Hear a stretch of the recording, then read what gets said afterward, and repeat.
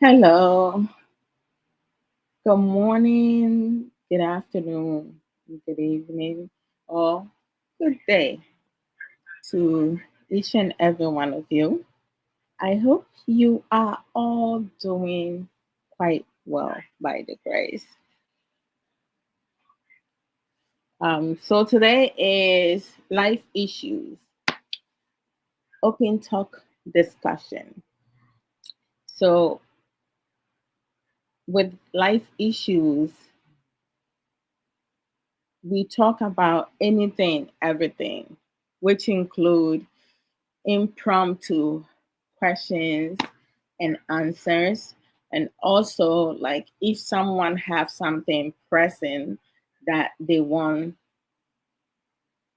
to discuss, they want me to discuss, you are more than welcome to join in the conversation through comments, or you can request to come on in the box on TikTok, or like to join me on Facebook to be part of the discussion.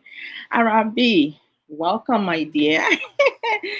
So don't hesitate to come in to be part of the discussion, because a lot of times, when situation comes about, I don't like when people sit around and watch things happen. And then once something tragic happens, that's when they will come and talk about what could have, like I would have, I should have, I could have. It's not something that we can, thank you, my dear, much love, that we can build our life on. I mean, in everything that we do, humanity, there's no one in this earth that is perfect, who is perfect, I should say, and has never made a mistake. Mistakes happen. However, there are some things which are not mistakes. It's intentional, because you do have some people, they display certain behavior in their mind or their own thinking due to their lack of information or knowledge. They will do things based on societal norm, and they are expecting all of us to be receptive to what they did or how they went about it. And I'm going to go to my people where I'm from, within the Ghanaian community society, right?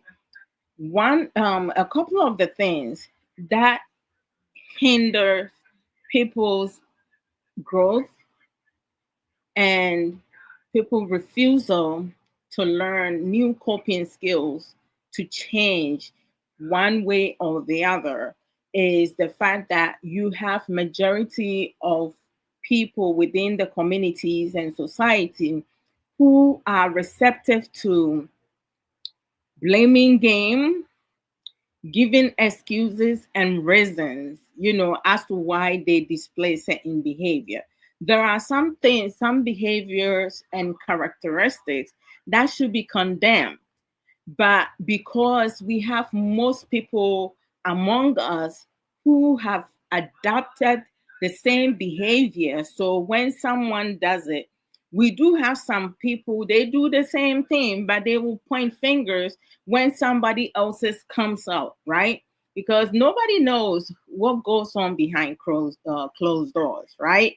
Because, I mean, let's be real and talk about the elephant in the room. When I come live, this is me, right? When I go off camera, nobody knows what I do behind closed doors, right?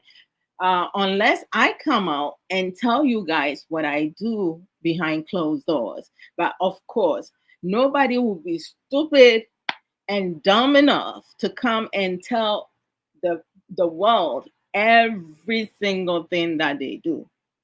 But I know in my heart and in my mind that I never do people wrong, because I don't think about other people, what it is that they're doing and stuff like that. I need to focus on me, okay? My family, which include my husband, my kids, my parents, my siblings, friends, family, people who are closer to me, because I cannot effectively help.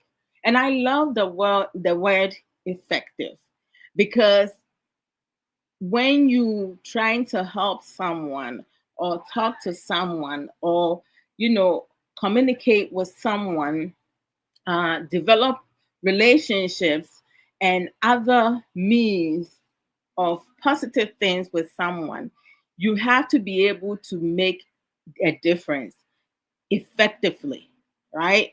I mean, you can know so many people. I have so much people following me, but I I can say I only know 1% out of all the people following me in person, right? And I would say maybe 10%, 10 to 25% of people that I'm friends with social media that I have, like, not even 25, I would say 10%, yeah, of people I know on social media that I communicate with, right? The rest, like, they watch me, they see me, but there are so thousands of people that who follows me that I have not interact. We have not spoken through comments and stuff like that, because some people, they just follow because they just want to be out there. They don't really care what it is that is happening, what you're doing, what you're not doing. But we do also have people who follows you because they want to come for gossiping, right? Or to, like, watch what you're doing. Like, if something will happen, like when I came and I was sitting like this on TikTok, how I have my phone sitting down, I had to check myself to make sure there's no tear in my clothes or nothing. Because some people don't tell you when they see stuff. They don't tell you for you to be, so I had to make sure I look decent. Bridget, how are you doing? Oh my goodness gracious. Michael will say, good to see you. Brother Ken, Lion, wow. That is a unique name. Oh my goodness. God love. Interesting. I love that. That's pretty name. The Olo. Did I say it right?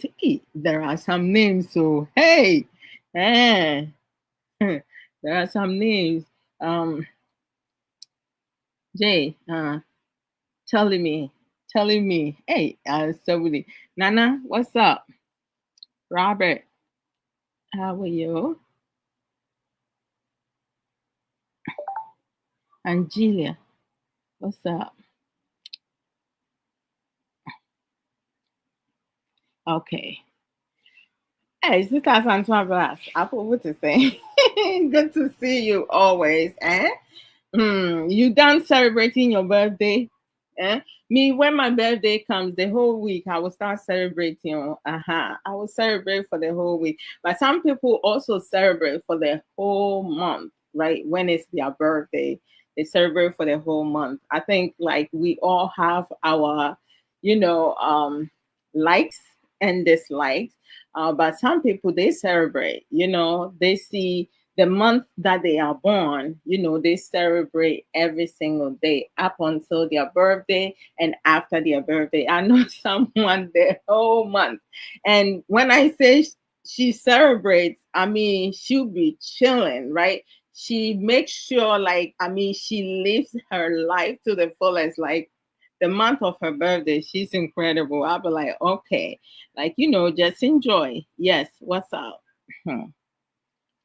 Oh, baby. Hi. Then I am joking. Arabi, what are you joking about? Did you say something earlier that I missed? Let me see. Oh, thanks for the likes. Guys, when y'all come on, Bridget, when y'all come on, do me a favor, double tap, tap, tap, tap, tap. It's free. That's part of your support, right? I know like sometimes you see people like, people come and watch you. Some people don't click in, they don't even bother clicking in, but they behind, kind of like they're watching you, but they don't let you know that they're there. Arabi. Oh, I see. Raben, hi. She said, it's my birthday month and I am not doing anything. I'm telling you, sis, like you have like some people really, truly, truly, like my friend that I'm talking about. Okay, her birthday is the last is it falls almost last day of it's May 30 it's May 31st. So what she does is that for the first, like in May, she normally would take a vacation from the second week throughout her birthday, right? So she would take 2 weeks straight. But the first half of the month, right? She will go to work, do her everything, and then every night she will get herself a bottle of wine and sit at her house, okay? And what she does is that after work, once she clocks out, she will get her favorite snacks, and then she makes sure that she cook food, everything for her family, so nobody bothers her. Right? She will have sometimes, she will call me, and she has in her left hand, she has a book or some sort of something. She's playing music, enjoying herself, and the music, she tone it down whereas she can have conversation. But people that she's talking to, they could hear the music on the background, and it suits you, right? She loved jazz, man. Oh man. And she would do conference calls with most of her friends. And I mean, the people she will have on, the less people she have on will be 5 people. And we will talk and, talk about, something that we did last year or a couple months ago, some of our funniest moments. Like how many of us do that? You catch up with your friends, you talk about your funniest moments and your most embarrassing moments, craziest things that you did. Sometime, like it's fun, right? But it has to be with trusted friends, because some people, when they come in, and she knows, I mean, her circle is very small, right? But she um interact and friends with people that are genuine.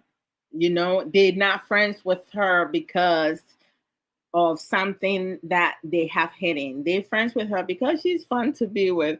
And I quite frankly enjoy her birthday month because like we talk almost every day and she cracks me up.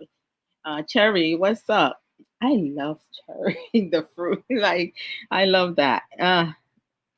So it's always important. I mean, like, and some of this conversation, right? It's not just her and her friends, right? You hear her hubby will be part of the conversation. Every now and then he will come and stand behind her and say, "Hi guys," like just to check in and stuff like that. He doesn't intrude, right? But sometimes some of the questions that we will ask her, it will extend to the husband, and he will like respond we will like ask him random questions, to see like, okay, so you saying y'all been together for this long, right?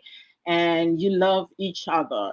Like, at what point did you fell in love with your wife, or did you fall in love with your husband? So like, and she loves it. She loves it. Like, she is one of the people that I know that she does things in her own unique way, but it's fun and it's just a pleasure to be part of her circle, you know.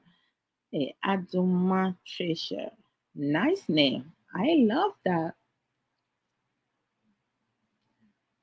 Hmm. So it's interesting, but so Arabi, are you going to change some of your ways, like your birthday? How you going to like structure it? I mean, you do have some people because of their work, you know, they hardly have time for themselves to kind of like even after work they kind of drained and tired. But one thing I can say is that no matter how busy we are, you know, uh, during work, after work, you know, taking care of ourselves and our family, we always need to make time for ourselves. I love music. Music is a good sensory for the mind, body, and soul. I love all kinds of music because I mean, any sounds, you know, you can use it to like move around, you know, just loosen up. You know, loosen up. Any dance will not kill Earth. As a warning, but like, you know, some people they're so uptight, you know. But my favorite, most of you know, is Mr. Music Man Kwadranchi. I mean, I listen to the oldies, you know, their song because, of course, I'm like a 70s baby. So, you know, like my taste might be just so totally different from the new generation. But, you know, everybody have I will think about it as the Lord blesses me with more years. Amen to that. I'm telling you, the years that we have on earth, you know, is beautiful. Like, I'm always grateful to go to bed and wake up the next day in good health. You know, being able to see, being able to smell, being able to use my mouth to communicate, to speak, to smile, to laugh, um, to tease, to tease, okay, to talk with my children, you know, to communicate with family and friends, and being able to eat. I love food. Yes, I love to eat. Who doesn't? Who does not love to eat? Please tell me who in here does not love food? Yeah, but snacks, so not too much. But I have a sweet teeth. You know, I love chocolate, not dark chocolate. I mean, like, whew, dark chocolate is the most healthiest snacks that we it's good for the heart and it does so much for your body, but it is too sour. But I need to start trying to eat healthy for sure. Like, you know, when it comes to snack. Too much sugar is not good for us, but some of us we don't listen on. We do not listen. We have to take care of our physical body, you know, and mind, so everything.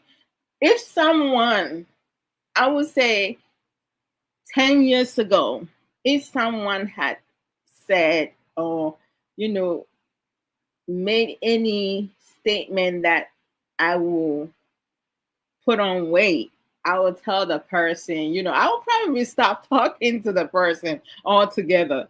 I would never have believed it because I was the type before I have my kids, you know, I was working out every other day. And the work that I was doing, it was like, you know, there was a lot of recreational activities going on. You know, I would take some of my students, you know, individuals with me to go jogging, to go for long walks, and to play.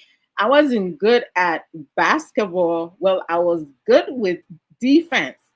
When it comes to defense in basketball, I was really good. I'm not bragging. By shooting the ball, forget about it. If you give me the ball in hopes of me making a point for you, we're gonna lose. But when it comes to defense, I will, like, it don't matter. So my team always use me to defend, right? And just passing the ball around to the good shooter. So they will do their thing. Ty, what's up? So playing basketball at times, we had to play flag football because when it comes to teenagers, adolescent and teenagers, young adult, when it comes to physical activity, some of them do not know their limits, right? And they don't really measure their strength.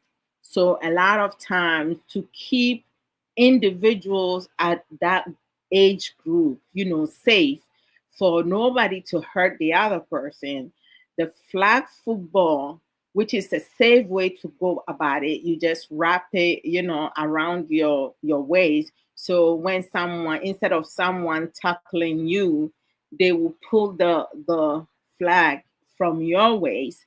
So that means you out. Right? And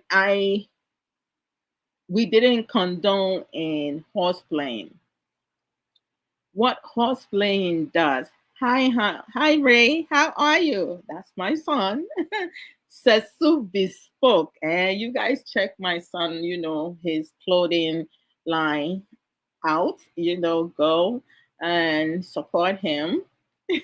Ray, how you doing? Destiny, what's up?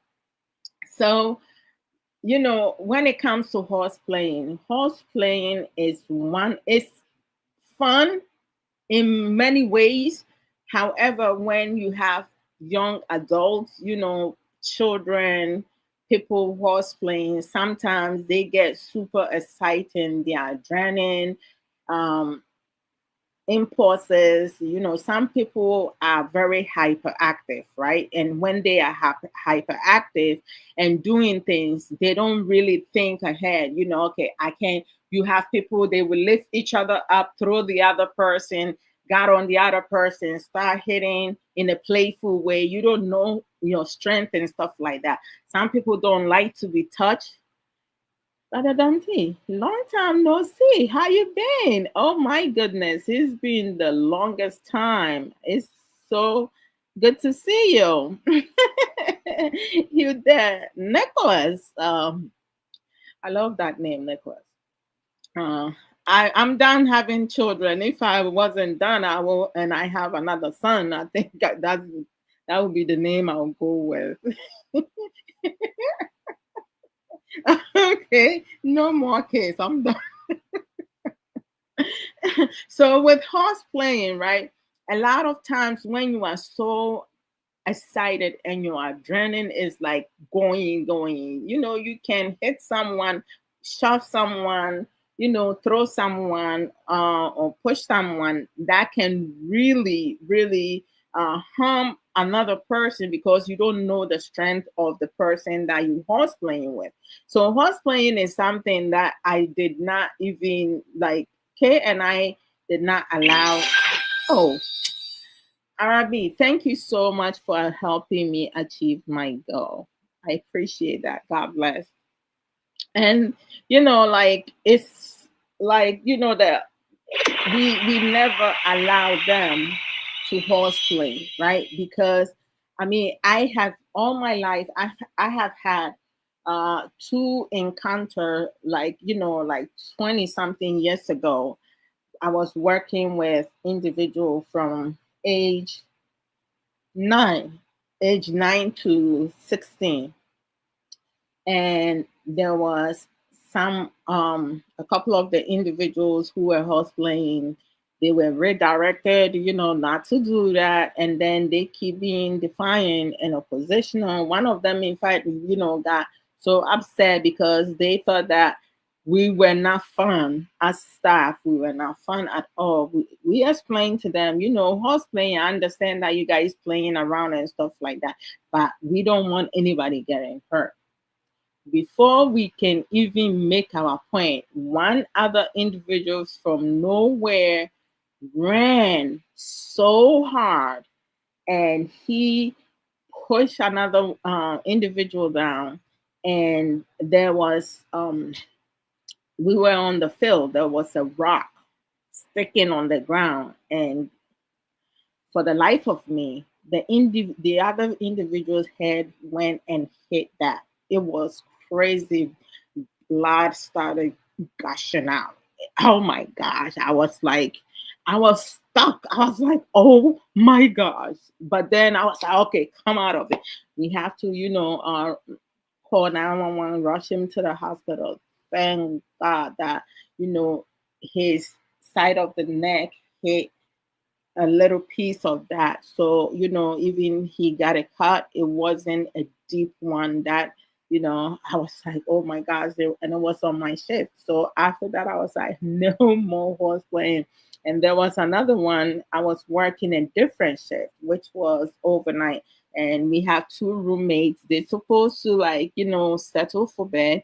They were in their room horse playing. And one shot the other one, and the other one, hit his head on the bed frame, and he passed out. So that too, they had to get him to the emergency room. But thank God he too was okay. So after that, the cottage that I used to work in, we made rules: no horse playing, because nobody wanted to have any tragedy happening on our shift. So, like, sometimes people don't realize. So our kids growing up, no horse playing. You cannot do any of that because it's not allowed. You can play around, play games, ask questions, run around, but don't touch.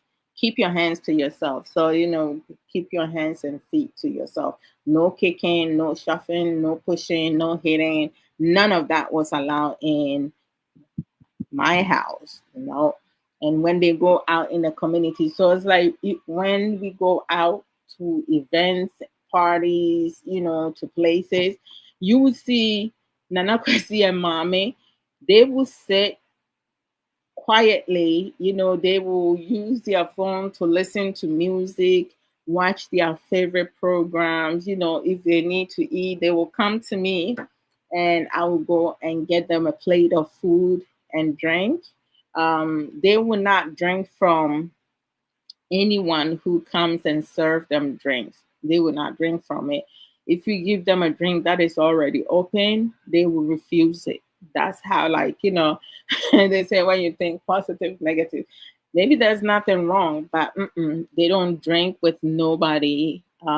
They don't share drinks. They don't share spoons, forks, like no utensil. Like, you're not gonna put something in your mouth and trying to give it to my kids, and my kids, wanted to shopping that Karen invite you to co-host. I'll take a rain check. Okay. They will not drink from anyone. Like, if you have an open drink that anybody like punches and stuff like that, they will not take any drink from it.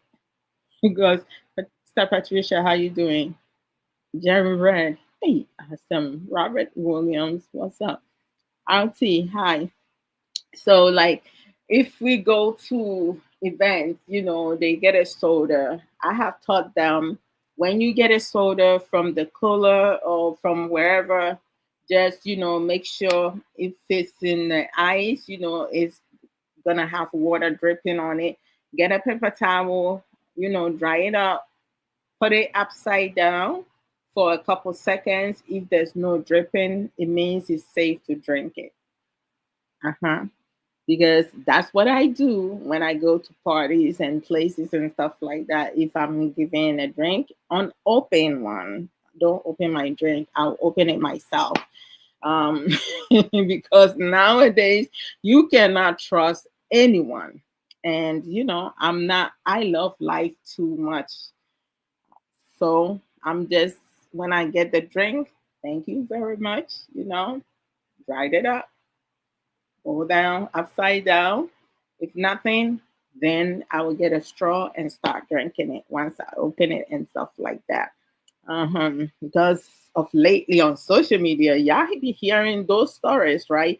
People having birthday parties and stuff, and before you know it, they start experiencing some abdominal pain, or like they get sick and stuff, and they gone. How on earth did that happen?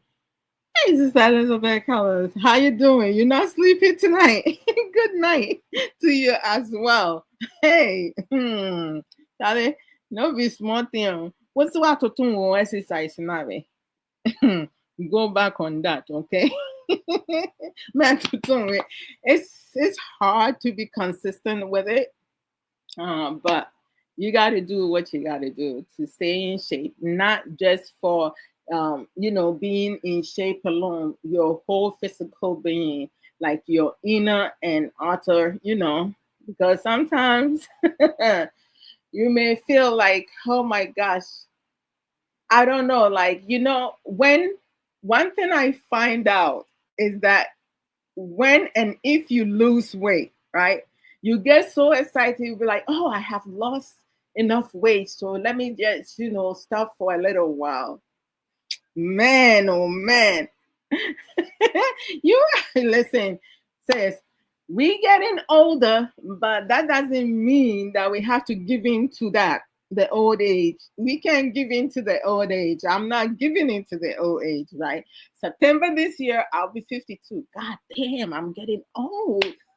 But I'm not giving in. We still have to move. We need to be active. When I see my parents, they're both in their, my mom is in her mid 70s, my dad is in his late 70s, but they are physically fit. They move about. My mom goes for walk on a daily basis. My dad, I believe, he does every other, and then he used the treadmill or the bike. They have the bike, exercise bike in the house, so he alternate some of the walk days with that. And like they don't even look their age. When I look at my mom, I'm loving it. Sister Abima. Is it supposed to be Abima Duffy? Okay. Oh, thank you, sis. I will. I will. Oh man. But like when you lose weight and you don't continue to work out, right? Or be active. Oh, I mean, like, I don't have a problem. Like, if you're not going for daily walks, maybe you can implement having, if you are in a relationship or you are married, maybe you can alternate some of the walk or the stroll with, making out with your man, right? Sister Monique, what's up? So, like, but it's always important for us to be active, right? We shouldn't be lazy when as we get older, because we're not getting any younger. Being in my teenage years, I remember like I wanted to be an adult so bad, for me to just not be under my father's rules, because African parents, majority, I would say over 95% of African parents are too strict. Like most African fathers don't want their daughters to date, but they allow their sons to misbehave. Boss lady, how are you doing? Welcome. Oh, thank God that you are good. Oh, I am so blessed and grateful by the grace of God. Thank you so much for asking. Uh, I'm lazy nowadays. No, you have to break through that cycle. You can be, I mean, like if you can do regular exercise, you can just implement into something, because like for me, I will play music, right? And I will dance around. Even when I'm cooking, I will walk around dancing. The kids are watching me, like laughing and stuff like that. But that's what I do. move around. You can do jumping jacks and stuff like that. Where is Obake? Obake got me into a big, like, oh my God, I don't even know how to say it. So I saw sometime last year, I saw her doing jumping rope, right? And most of us here have done jumping rope, including myself. And it's easy for me. I used to even do the cross, and everything. And I was good at it, but I haven't done it in a long time, for many years. So I saw a video of her doing it, and she was, I believe she has, set um a challenge for like 30 days or like a couple days. I forgot. It's been a while. And as she's counting the days, I watched one of her video, and I was like, you know what? I'm gonna take on this challenge, girl. Hey, Cynthia, how you doing? Mhm.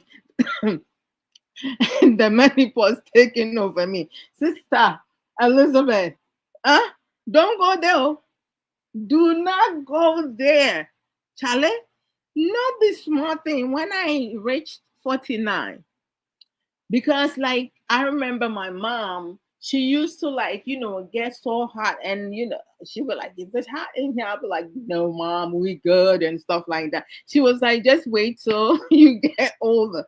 When I hit 49, pre-menopause, Charlie, I will ask Kay or the kids, is it cold in here? They'd be like, no. And like they're walking around wearing short sleeve and stuff. And I'm like I will go in the room and I have a small blanket here. It's laying here somewhere. I will wrap it around me. Sometimes I will lay on the carpet. And then, because of this, I went and got me some sports shorts, the short ones. And then, at times I will just wear baggy top over it, because if I wear pants within the house and stuff, I will be feeling too hot. And then within a matter of second, I'm feeling, my body is like so hot, and I'll be like, "Are you guys sure it's not hot in here? It's not cold?" And my husband will be like, "Really? It's just you, Savaida, or how are you?" It's just crazy. That is the most uncomfortable feeling ever, because one second I'm cold, the next minute I'm like feeling so heated, and I'll be like, God damn, what's going on? Like I need to, and I can't strip because the kids are here. I can't be walking in my home indecent. So it's like, I have to compromise by buying certain, sleeveless clothing, that I'll put on, that will make, and then before you know it, before the day is over, I have to change into uh a half sleeve, or like, a long sleeve and stuff like that. It's crazy, my goodness. Yes, Sister Monique, that's what I realized, buying cotton clothes. Like, you see this leggings is like, cotton. I have so much cotton clothes, cotton everything. It's just crazy. Oh my gosh, man. Now I want to be in my 20s, but that can never happen. But I'm just grateful for my life right now. I'm grateful. Last night I woke up 1 a.m. to bath. Charlie, it's crazy. Oh, it's crazy. I thought I was the only one, because sometimes in the middle of the night you just have to go take like a cold shower. Like, it's not because you feeling that certain way, but like the heat will be, your body itself will act in a way like you don't have control of it. So you men who be like complaining and stuff, y'all need to stop, okay? Women, we go through too much. We do know, man, you go through your own stuff, but man, oh man, oh man, it's not easy. Cry. Hey, brother Kwame Omari, long time no see. Where have you been though? My daughter said, Mom, are you okay? You see, that's all them kids can ask you. Are you okay? Yeah, of course I'm not okay. I'm not okay, but I have to live with it because that's part of old age, But I recently started taking oh Lord, NOD and a couple vitamins, so I haven't been getting uh the kind. I haven't been getting most of the symptoms of lately. Is helping somehow, some way. And I'm happy. I'm goddamn happy about it because man, oh man, there was one day I couldn't. I woke up um to help the kids get ready for school. And my whole body, like, the energy, everything, I felt so drained. And there was too much flashes and stuff like that, so I had to, like, request for a day off. I needed to, like, kind of like rest. Miss Lady, how are you?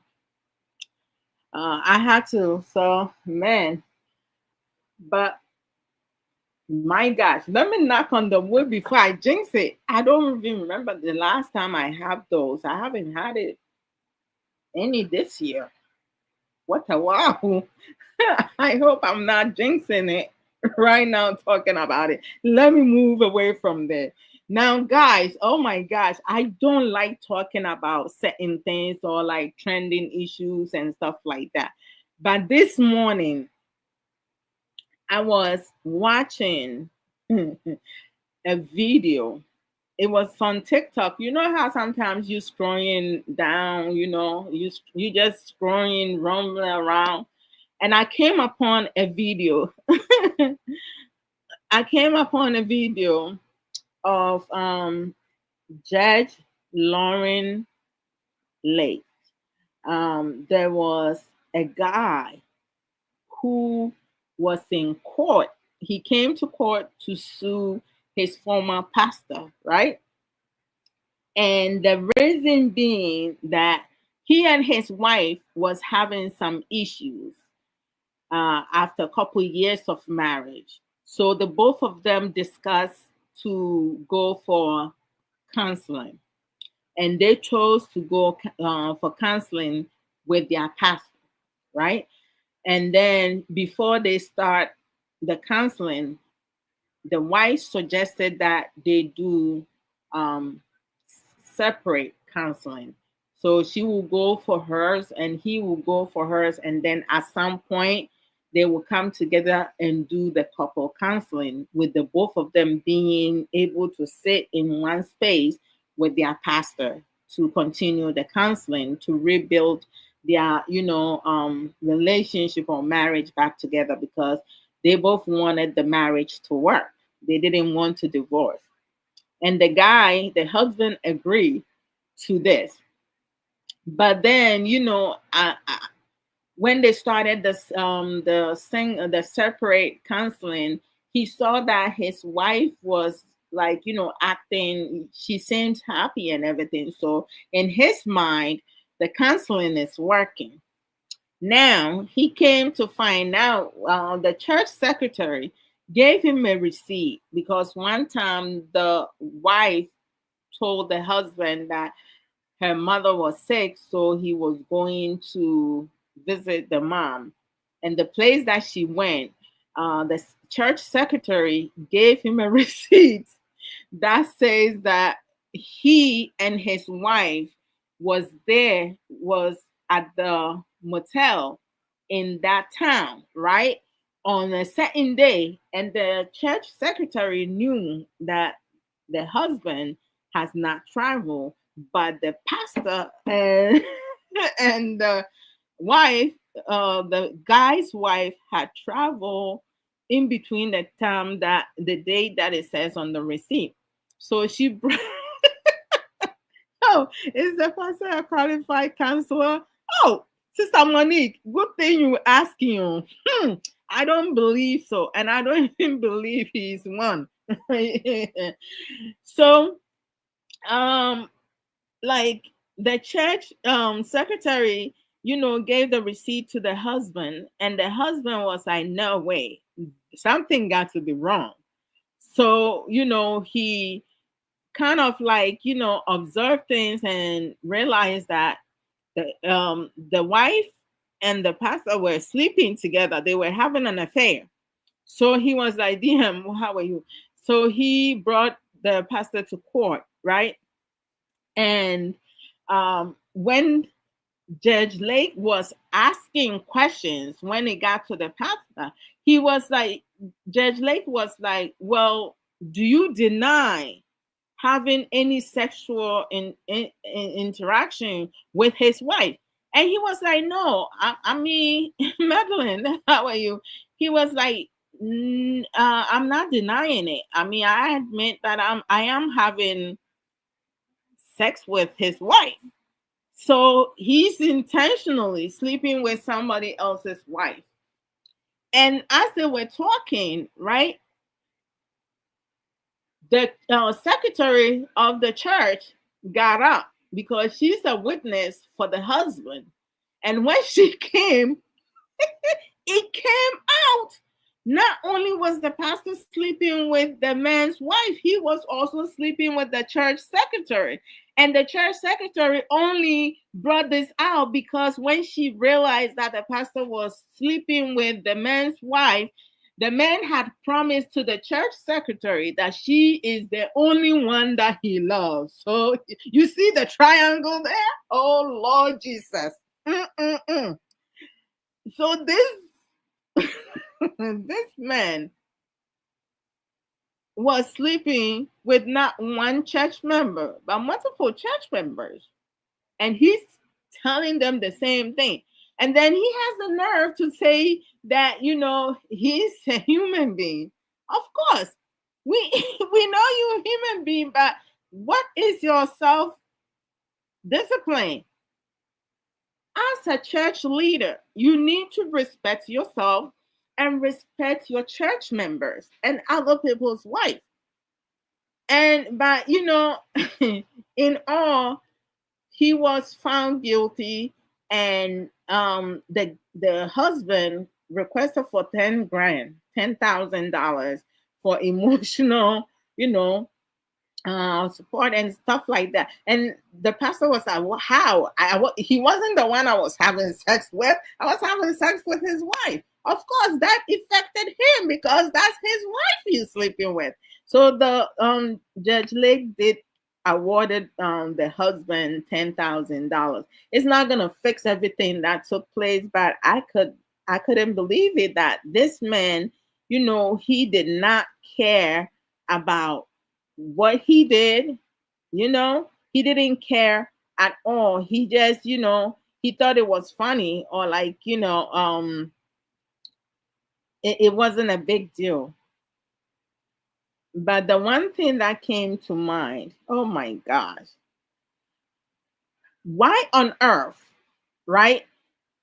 I mean, like, if couples are having some marital issues, I don't believe bringing it to your church leaders is the right decision.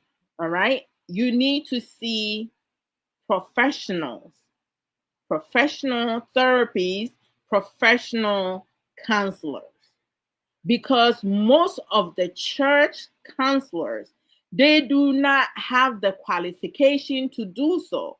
You may have one or two people who have, you know um taken courses or may have the certificate to do that, but majority of them, they're not counselors.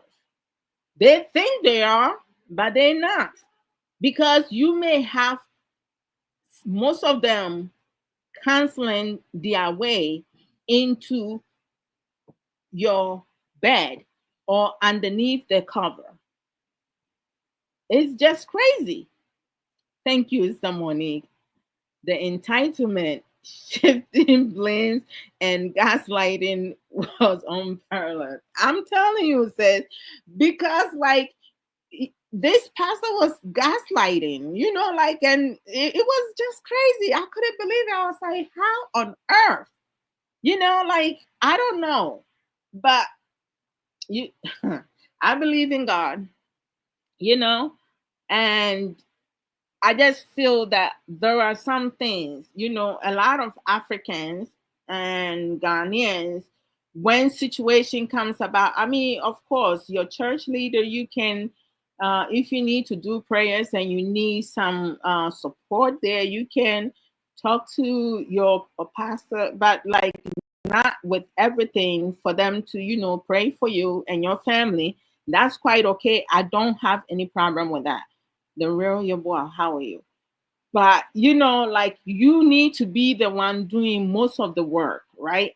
And we need to see professionals, because a lot of times most Ghanaians, they love freebies, they love everything for free, right? So seeing a professional, because they will get charged for that, so they would just go see anyone, everyone, just because someone is a church leader. It does not necessarily mean that that person is qualified to handle your struggles, your challenges, your difficulties, and your problems. Because majority of the time, the people that you rely on will end up harming you the most, right? So we cannot do that. I mean, you hear people saying that's my spiritual father and this, that's fine. If that's like, but when it comes to, a lot of Africans don't recognize emotional and psychological illness, problems, abuse, and stuff like that. Because when you are at your lowest, that's when people will take advantage of your emotional and psychological kind emotion, like level of difficulties that you're going through, and they will manipulate you. So you think they're helping you, but no, Sister Money, thanks for the flowers, for the roses. They will use that weakness to take advantage of you. A married woman, like, oh Lord Jesus, I do not trust both genders when it comes to going for counseling in churches. I don't. I have a couple pastor friends. If I have something that's pressing, I will talk to them about certain things, and I will ask them questions in areas that I feel that it can help me. But to get to the bottom of it, I'm going to see a professional counselor. I need to see a psychotherapy, whatsoever. My doctor, you have to do that. But some people, oh Lord, they just rely on some church leaders for no apparent, like, I just don't know. Mental slavery is real. I mean, I remember Sister Monique spoke about mental slavery a couple weeks or months ago. It's crazy. Hi, Lulu. How are you? it's I just don't get it. How do people get to that? Don't allow other people to direct you. You need to. That's why it's important for us to acquire knowledge. Learn to take care of yourself emotionally, psychologically, and physically. Things that we don't know, we have to learn. And we need to see our GP, general practitioner, physician, primary doctor, GYN. Yes, knowledge is power. Because, like, people who are critical thinkers, who are intelligent, who acquire knowledge, ain't no way that people will have a tough time manipulating you. Like for me, moi over here, for someone to get to my head, hey, that person will have to go to certain, no, even that, when people start talking to you about some things, you gotta ask questions. Okay, what was the reason? And you calling me because? Okay, how did this come about? Like, you have to ask questions. Everything that they say, have them validate their their professions and all that. Don't just believe anything that people say. You have to get the help that you need. Don't just go to anyone. Eh? Because some of these church leaders, they have a lot of issues in their own personal life. You don't know what they're going through, and you may be their meal ticket. Yeah. Sister Monique said, take ownership of your choices. I'm telling you, a lot of people, Sister Monique, when you talk about ownership of your own action, your own choices, a lot of people, they are in denial. They cannot even be receptive to their own choices, right? They made the choices on their own, but they always looking for someone to blame. I say this most of the time. Every single, in my personal opinion, let me put this out front first. In my personal opinion, every Ghanaian who was born in Ghana and stay in Ghana up to age 10, 11, 12, 13, 14, 15, or even age 8, eh, have been, yesterday, this came, hold on, guys.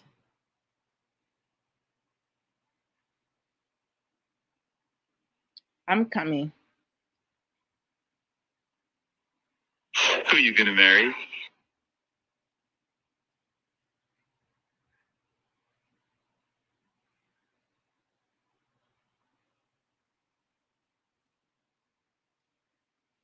Okay, sorry, guys. I like of lately when they bring that thing on, I try to do it, but it doesn't let me. That is, don't just go to anyone. I'm telling you, sis. So, as I was saying, who has been born in Ghana has been traumatized one way or the other. The flogging alone, the slapping, being hit by a flying pine, being hit by a pot, being shot, like being accused of something you did not do, being asked to do chores that you are too young to do it, going to the well to fetch water, whereas you fall, nobody even, like, you cut your you get a cut, nobody even tenders to it. It's crazy, right?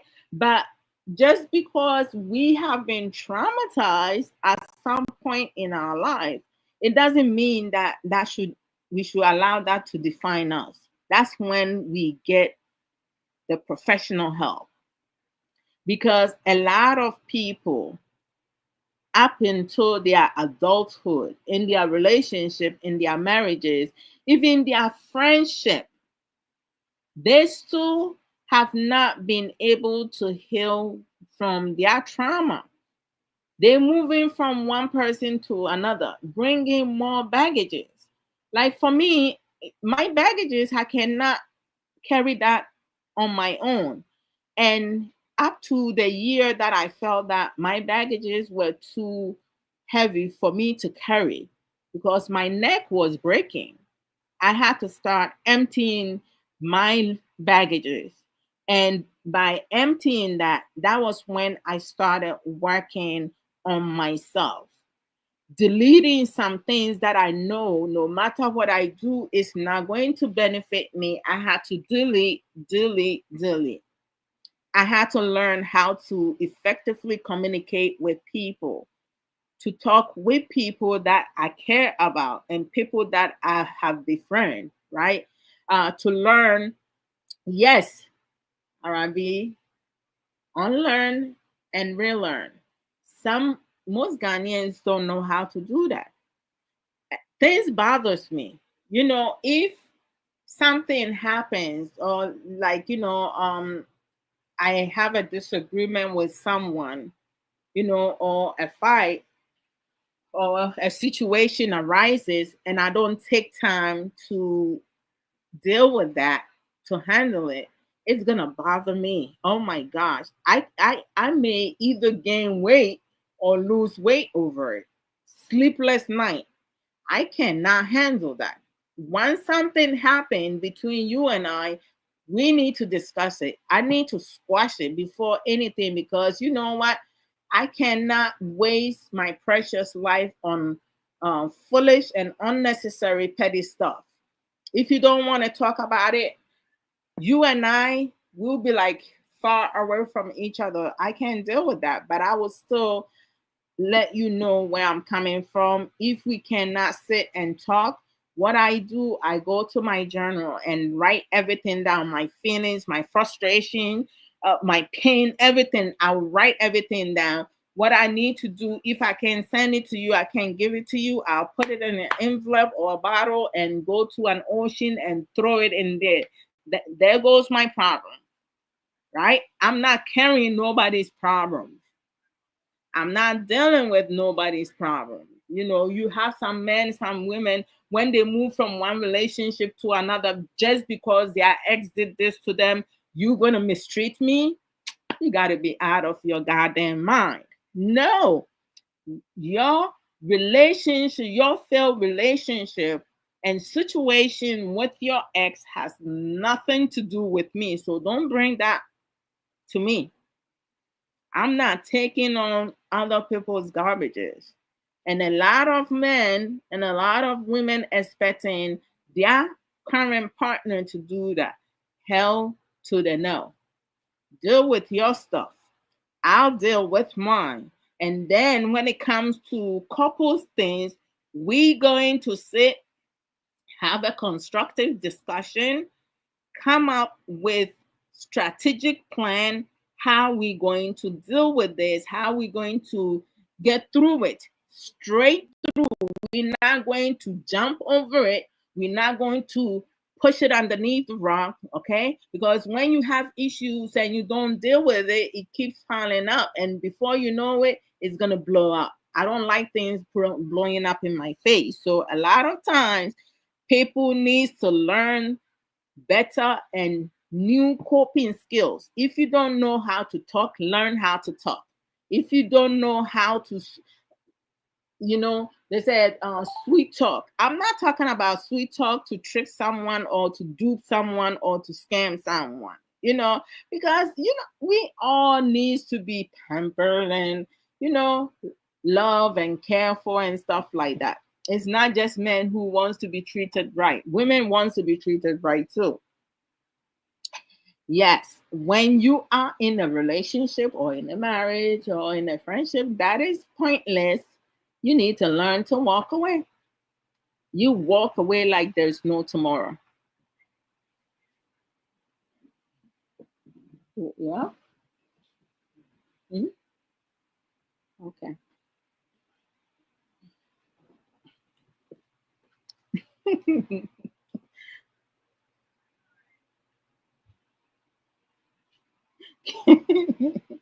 All right. So, Ramansa, my name. What's up? Thank you for the like. I appreciate that. Arabi said, "That's awesome. Write it out and throw it away." Yes, I do. I don't hold on to things because I know me. That's going to bug me. hmm So I can take other people. Good, yourself. By the grace of God, I am doing very well and I'm blessed. Thank you for asking. Um, let's see. Let me follow you back. Okay. All right. So learn to write things out. If you are with someone who hardly have time to discuss situation that is bothering you, you have people who write things down, and when they have time they will sit with their partner and talk to them about it, and instead of just saying the things that they're feeling, because when you're in the moment, you're in the heat of it, right? And you write it down at the moment, you are able to pour everything out. So they will tell their partner, listen, what happened a couple days ago, it bothered me. I was having a really hard time moving from it. I understand that you did apologize to me. You say sorry, but that was not enough. I wanted for us to sit down and talk through it. But because you are unable to do that and you keep pushing it back, I'm not sure when you're going to be ready for it.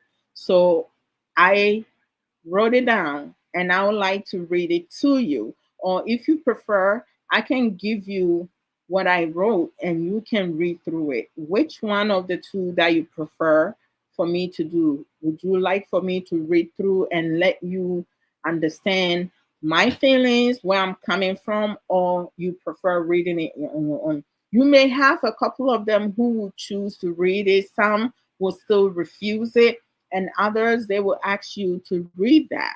And if your partner is refusing for you to read at all or for them to read it, you just rip it out. You crumble it, or you fold it, put it in an envelope, just go and dump it somewhere. Or if you're going to the beach, because we can go to the beach on our own, you don't have to go with your partner all the time. Sometimes some of the things that we do, like I'm not waiting for you, you're not ready, I'm just going to keep going, right? I'm not going to let anyone sit on my happiness. You go, you say what you have to say. You just lay the envelope or the bottle with your message in there. Someone could pick it up and whatever. Maybe that person needed something like that. And they'll feel good. Whichever helps, you can do it.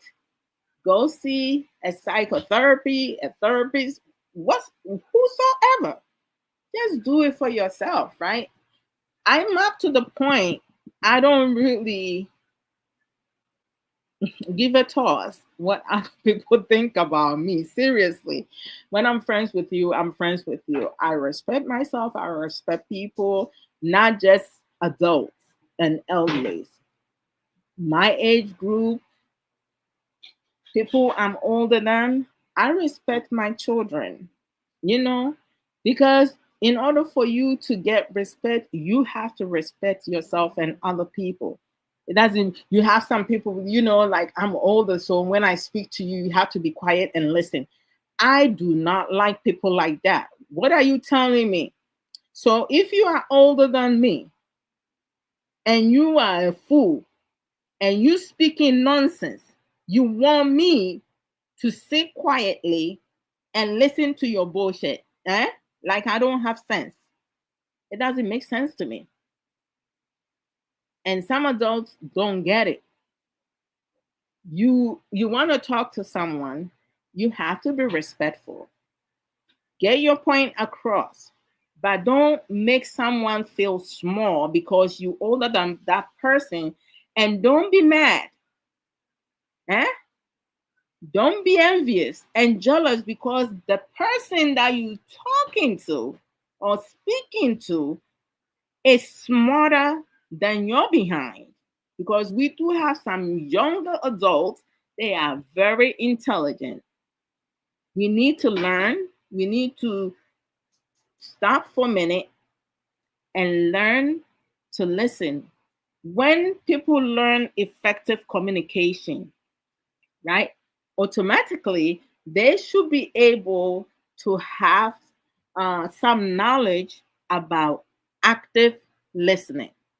Because if I have someone come on and we having a conversation, right, and the person is making a point and something click, right, what I can do, maybe I might forget, but if the person is making great point, I can write down what just clicked, or I can just say, excuse me, I don't mean to, cut you off, but something just popped in my head when you were saying this, and then you can bring it in because, you're not doing it uh, out of spite. You trying to engage with the person. But when someone speaks, you always need to use your active listening, because in order for you to understand where the person is coming from. Some Ghanaians don't know active listening. Even they lacking of effective communication. They will talk and talk and talk and talk over you because they adults. They're older than you. So you, the younger one, has to sit down and just listen to them talk, right? Just because someone have gray hair doesn't mean the person, have wisdom. It doesn't work like that. People's behavior, their actions tell you where they're coming from. So you have to be wise. Your circle of friends, people you listen to, people you follow, you have to be wise. You can't just listen to people's gibberish. A lot of people are going, they have been so traumatized and so far gone to the left. Everything that they're saying, they in pain. When someone is in pain and going through a lot, the things that comes out of their mouth, like, it's, my gosh, unbelievable. Let me see. We're gonna make a PowerPoint presentation out of it. I'm telling you, sis. I remember. Oh my gosh, Kay. Kay has gone through a lot. Oh, hey, because if K was the type, like, once something happens, he will apologize and then he thinks it's over. And meanwhile, inside, I'm burning up and I want us to sit and talk. And he will be like, like, can we talk about it some other time? So I started writing things down. I even practice. I have to learn some of the things. My facial expression, my body posture, chest out, like not slump over, chest out. Which side of my face I have to, show him. Should I look at him, give eye contact, you know, um, I shouldn't be smiling because then he's not taking me seriously. But my facial should be, numb, neutral, for him to understand where I'm coming from. Should I speak in anger, or like, I have to be able to be pleasant at the same time, serious, not too serious. Like, I have to practice that, stand in the mirror and practice how to make different facial expression. Charlie, not be easy. I have to go through all of that, and it paid off. Like Kay, when we first got married, he didn't like to talk much, especially to sit and to talk about something. Mm-mm. But now he too will get me to sit and discuss matters. Like when I'm trying to say something to him and he's not getting it, he'll be like, "Can you just go straight forward instead of like, kind of like going around?" Like, if someone has told me that Kay will get to that, I will be like, "What? No way!" But he has. We both have grown together and able to have effective communication. We use our active listening as well. So it's just something that we need to adapt. We like to pretend we canceling each other. It's fun. Oh, that's awesome. I love that. I truly love that. Because I mean, like, when you are able to build a healthy relationship with your significant other, and nothing the two of you cannot talk about, even the most difficult things that comes about, you guys will find it so easy to talk about it. And even at the end of your talk, you will start joking and teasing each other. That's what um marriage, relation, healthy, happy, respectable marriages and relationship is all about, right? Nobody looks down on anyone, because the two of you see each other as equal partners, right? So it's a wonderful feeling. Arabi says someone can find it and make a song out of it, like I was in Japan. I know, I know, right? I think we all have that in us. We all have that in us. We just need to do the work, right? But one thing that I learned when I started learning some coping skills, I realized that in order for me to expect Kate to understand where I'm coming from and how I do things, because we were raised in two different homes. Kate's dad was he was in the military. So y'all could, like, military parents, very the way they teach their children, like, ooh, it's of the chisel. And my dad was a teacher, and again, teachers, soldiers, policemen, every profession, they have their own, strength and weaknesses, right? Because soldiers and teachers, like, hey, hey, hey, is a lot, right? They always want to dominate and, do certain things. And then my mom being a nurse, she was the nurse, women are normally naturally nurturing, right? But my mom, she she was the my dad was the hot one, my mom was the cool one, like, but mom, she was like lukewarm. When my dad traveled, my mom wasn't the type, but my mom was not the type, when you do something, she tells you wait till your dad comes. No, she's gonna deal with it. She so, like, because most mothers, they use their children's fathers for the children to be fearful of the fathers. This is one of the weaknesses many Ghanaians women make. They have, because you shouldn't have your children or your child be afraid of their father. You just preventing your children or your child to have a healthy relationship with their father. I made, oh, you did. Arabi, let me see. Hmm. How did I miss it? Oh gosh. I don't, oh, okay, I see. Growing up in the Air Force was like military training in itself. Boy. I know, right? It's crazy. Like, when K told me some of his stories, and it wasn't funny, but how he was saying it, I was just cracking up, because he said he was so stubborn. His father used to, like, tie him up with a rope just for him not to go out in the community, because he would sneak out. Even when he get punished, he didn't care. He would just take off. So I was like, oh my God, that is not right. That is traumatizing, but it is what it is. I mean, that's something that he experienced. I remember he was like so introvert, like he would keep everything in. But now, sheesh, he talks. He tells me I talk a lot.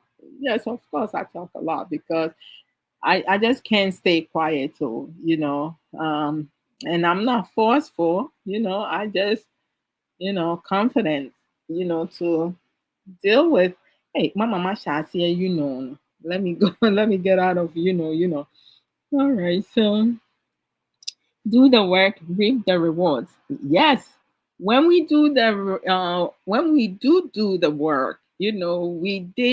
do reap the rewards, because I am so grateful that I did the work. Kay did the work, because how we did it, like, we actually assigned ourselves assignments, right? So I made a list of my likes and my dislikes. He too makes a list of his likes and his dislikes, right? And then areas that since we got married that I have observed that I am not happy with, and the areas that I am happy with. And he did the same thing, right?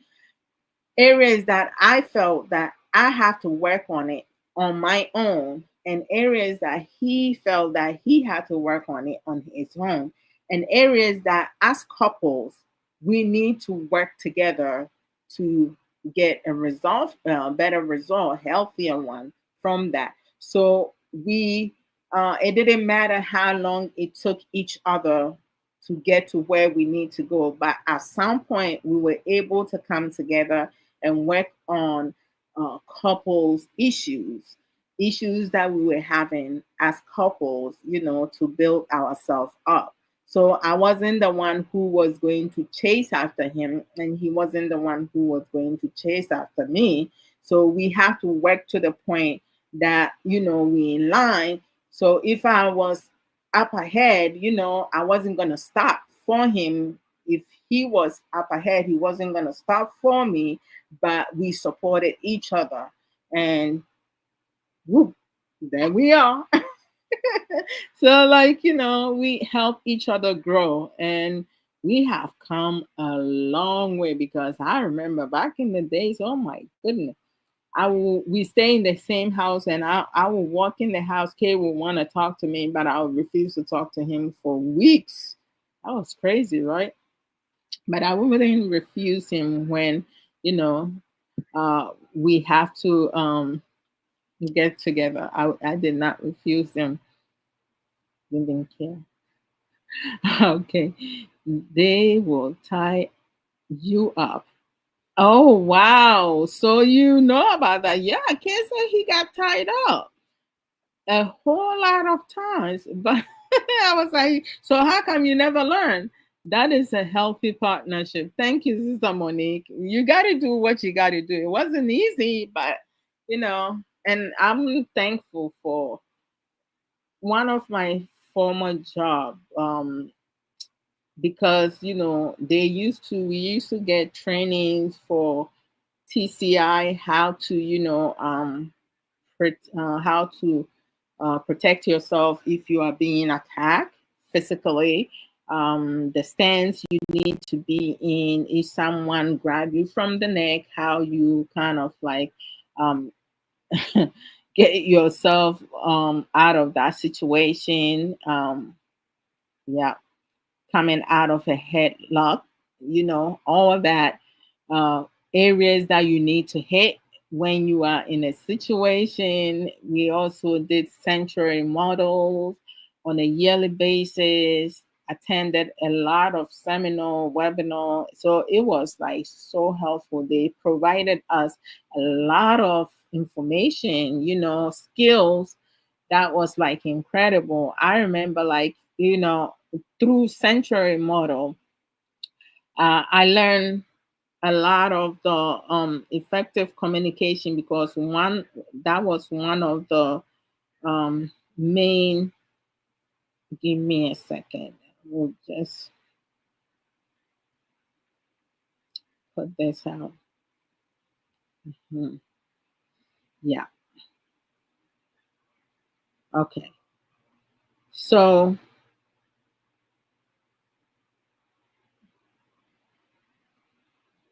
the sanctuary model, how it works, right? Uh, because they work in the centrally institution, where you start with children and family, and then you go into staff, organization, and community. So most of the time, you need to be able to talk about they have the 7 commitments of sanctuary, right? And you start with open communication, right? And then social responsibility, growth and change. You have growth and change in the middle. So it's like you have open communication, shared governance, you have social learning, emotional intelligence, non-violence, social responsibility, and then you have growth and change in the middle. So you work on all this, and it goes in circle, and it comes to one, using non-violence is like, because a lot of times you have people, when they get into situation, they become verbally aggressive, emotionally abusive, psychologically abusive, physical abusive, sexually abusive, and on, financial abusive, and all that, right? Non-violence is that, like, when you have people, some people, they will use insult, disrespect, right? And they will use the V thing as a mean to enforce certain things, right? You cannot solve a problem with violence. So non-violence, you learn other skills, how you can talk, because you can have someone who will escalate to the max. And if you learn how to communicate with people, how to talk to people, how to encourage people, how to uplift someone, it's through effective communication. So once you start, talking to the person, not trying to, like, don't lie to the person, don't be dishonest, give the person what they need. At the same time, make sure you follow through that, because if I'm talking to someone and I tell the person, listen, we're gonna do this together. Okay, I'm here to listen. Just tell me what's happening for me to help you the best possible way that I can. Because if you're not telling me, I'm not sure. I don't know what you're going through right now. I'm sorry you feel you're going through this pain, this frustration, this anger, but just talk about it. Tell me what's happening. How can I help you? Do you need to go for a walk? Do you need me to get you a glass of water? Okay. Can I trust you not to break the glass, not to break anything, because I want you to be safe. I don't want you hurting yourself. Okay. We care about you. And so it's like, you have to learn certain ways how to talk to the person, right? So sensory model is something, that it teaches you all of this, um, seven commitment. And once you are able to master in the seven commitment, you'll be able to deal with any situation, every situation, to your best ability. So it's like, this is something that we did on a yearly basis. And once we do that, we will have to take some quizzes, exams to pass. Because if you don't pass, oh my gosh, you have to retake it. RB says, can you please do something about the background noise? Hold on. Oh, why didn't you say so earlier? It was the fan. Yeah. So through century model, right, we have they have self, right? And the self, like, people see self as different thing, but with the self, they have a different meaning for the self. They have safety for the S, they have emotions for the E, they have loss for the L, and then the F, of course, is future. And they all, like, have different level of expectation, what needs to be done, and everything. So it's like Century Model and TCI, it helped a lot. I learned a whole lot of that, over the years. So that's what helped me be able to kind of like get through with a lot of my trauma. And I had to implement. Once I started using that at work, and I see that it was effective, um, with the individuals that I was working with, then I was able to implement that in my marriage home. So, like, with the century model, is a trauma informed organizational culture change model that focuses on creating safe and supportive environments for individuals, staff, and clients, right?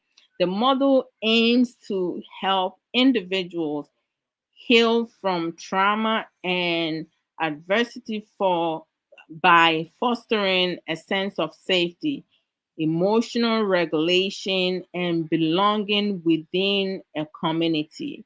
So they have key aspect of sanctuary model, which is, the trauma informed approach. The model recognizes the impact of trauma on individuals and organizations and aim to create a culture that is sensitive to the needs of those who have experienced trauma. And then they have the four pillars. The model is organized around four pillars, right? Share knowledge, share values, share language, and share practice. You have the seven commitment. The model emphasizes seven core commitment, which is nonviolence, emotional intelligence, social learning, open communication, democracy, social responsibility, and growth and change. And then you have the framework of self, right? The model uses the acronym self, safety, emotions, loss, future as a framework for understanding and addressing the impact of trauma on individuals or people itself. The community building, the sanctuary model emphasizes the importance of creating a strong sense of community where individuals feel safe, supported, and connected. Do Ghanaians normally do this? Mm-mm. Samary, how are you? Greetings to you as well. It's good to see you, sis. And then they have the training and support, right? The Centrally Institute provides training and consultation services to help organizations implement the sanctuary model. Benefit of implementing the sanctuary model: improve outcomes for individuals. The model can help individuals who have experienced trauma to heal and recover, reduce use of coercion and restraints. The model promotes safety and healing, which can lead to a reduction in the use of restraints and other coercive practice. Improve staff morale and retention. The model can help create a more positive and supportive work environment for staff. Enhanced organizational culture. The model can help organize, develop a trauma-formed culture that is more responsive to needs of all its stakeholders. Training opportunities. The Sanctuary Institute offers various training options, including 5-day training, a comprehensive training program for organizational leaders that provide in-depth instruction on the sanctuary model and opportunity for skill building and practice. Train the trainer, a program for individuals who have completed the 5-day training to become sanctuary trainers within their organization. Online training. One of these days, I'm going to bring my one of my younger brother, to come and cause to come and talk about this kind of stuff, because he is now he's a certified trainer now, so he can come and talk about a lot of this type of skills that many people do need. um, Arabi says, thanks for being part of my support system. Your insights help a lot. Yeah, well, thank you for allowing me, and thank you for your support, and also um, providing a lot of I'm trying to put my foot here. Yeah, that's more comfortable. Yeah, I couldn't do that some months ago. I couldn't bring my leg Thank God. Oh, thank God I have lost weight. I'm continuing to do so, Charlie. No be small thing. Hey. All right. Arabi, you need to come up. I need you here for a second to come and do promo. Okay. So let me see. A lot of times, people don't recognize that some of the things that we do when you have the knowledge. Suppose, how are you? There isn't anything that you cannot do. You can solve so much problems. The way that I used to be so pissed and mad, if I didn't have all this knowledge, I would have, messed up big time. Hmm. So, and oh, and then, like, I want to know for some of our men out there, when you screwed up and you messed up, why do you call people that you get with Jezebel? Eh? Why can't you guys just admit to your own poor choices? Arabi, welcome. Sis, can you hear me? I hope her internet is good. Oh, hello. Good evening from Ghana. Fine evening. How are you? I'm good. Yeah, the Yehovah. Yes, thank you for coming through. You know the deal. I'm gonna start promo. So I want you to do your promo, Ayeyi's promo, and then I will just add mine. Okay, all right. Thank you very much, and greetings to everybody. So the name is Lulu's Niche. We are into promo videos, flyers, posters to help businesses project their services out there. So if you have a good or service that you want promoted, I'm available. And then yesterday, the 10th May to the 9th May is Osteogenesis Imperfecta Week. And Ambassador Ayeyi, Evangelist Ayeyi, is the one spearheading it for Ghana. And if you have any support, you can help over 10 children that have the condition in Ghana to get, medication, clothes, stationery. Most of these children are homeschooled, so these are the stuff that we need. So if you have any help, you can contact me directly in my DM, and I will do well to relay you to the right source. Please don't discount. Contact me personally. And then every Monday of the month, the last Monday of the month, I do Graceful Gems with the international best-selling author, the Amazon international best-selling author, Yafuda Atobra. We do Graceful Gems. That's where we shine his light and inspire hearts. We take verses from scripture. We add it to our personal lives. We talk about issues of life. Last episode, we did Agents of Change, talking about the daughters of Zelophehad. And on the last Monday of May, we are going to have another session. We'll bring up the flyers soon. And so that's it. Thank you very much for having. Thank you, sis. Thank you, sis. Last Monday of last month, I really truly enjoyed it because I was off that day and I was just laying on my bed listening to you guys, and the knowledge the two of you put out there, it was just incredible. So if any one of you, are free around the time that they come on, I believe it's 1 p.m. US Eastern time and 11 a.m. MST time, and that would be what time in that would be 5 p.m. in Ghana time, right? RB. Yes, I should think so. I don't know how it works, but I hear outside they have this -1+1 thing. So sometimes wait, what time it is? What time it is right now in Ghana? It's not It's 9:24. 9:24. Okay, so yeah, it will be 5 in Ghana time because you guys are leading us 4 hours. Okay.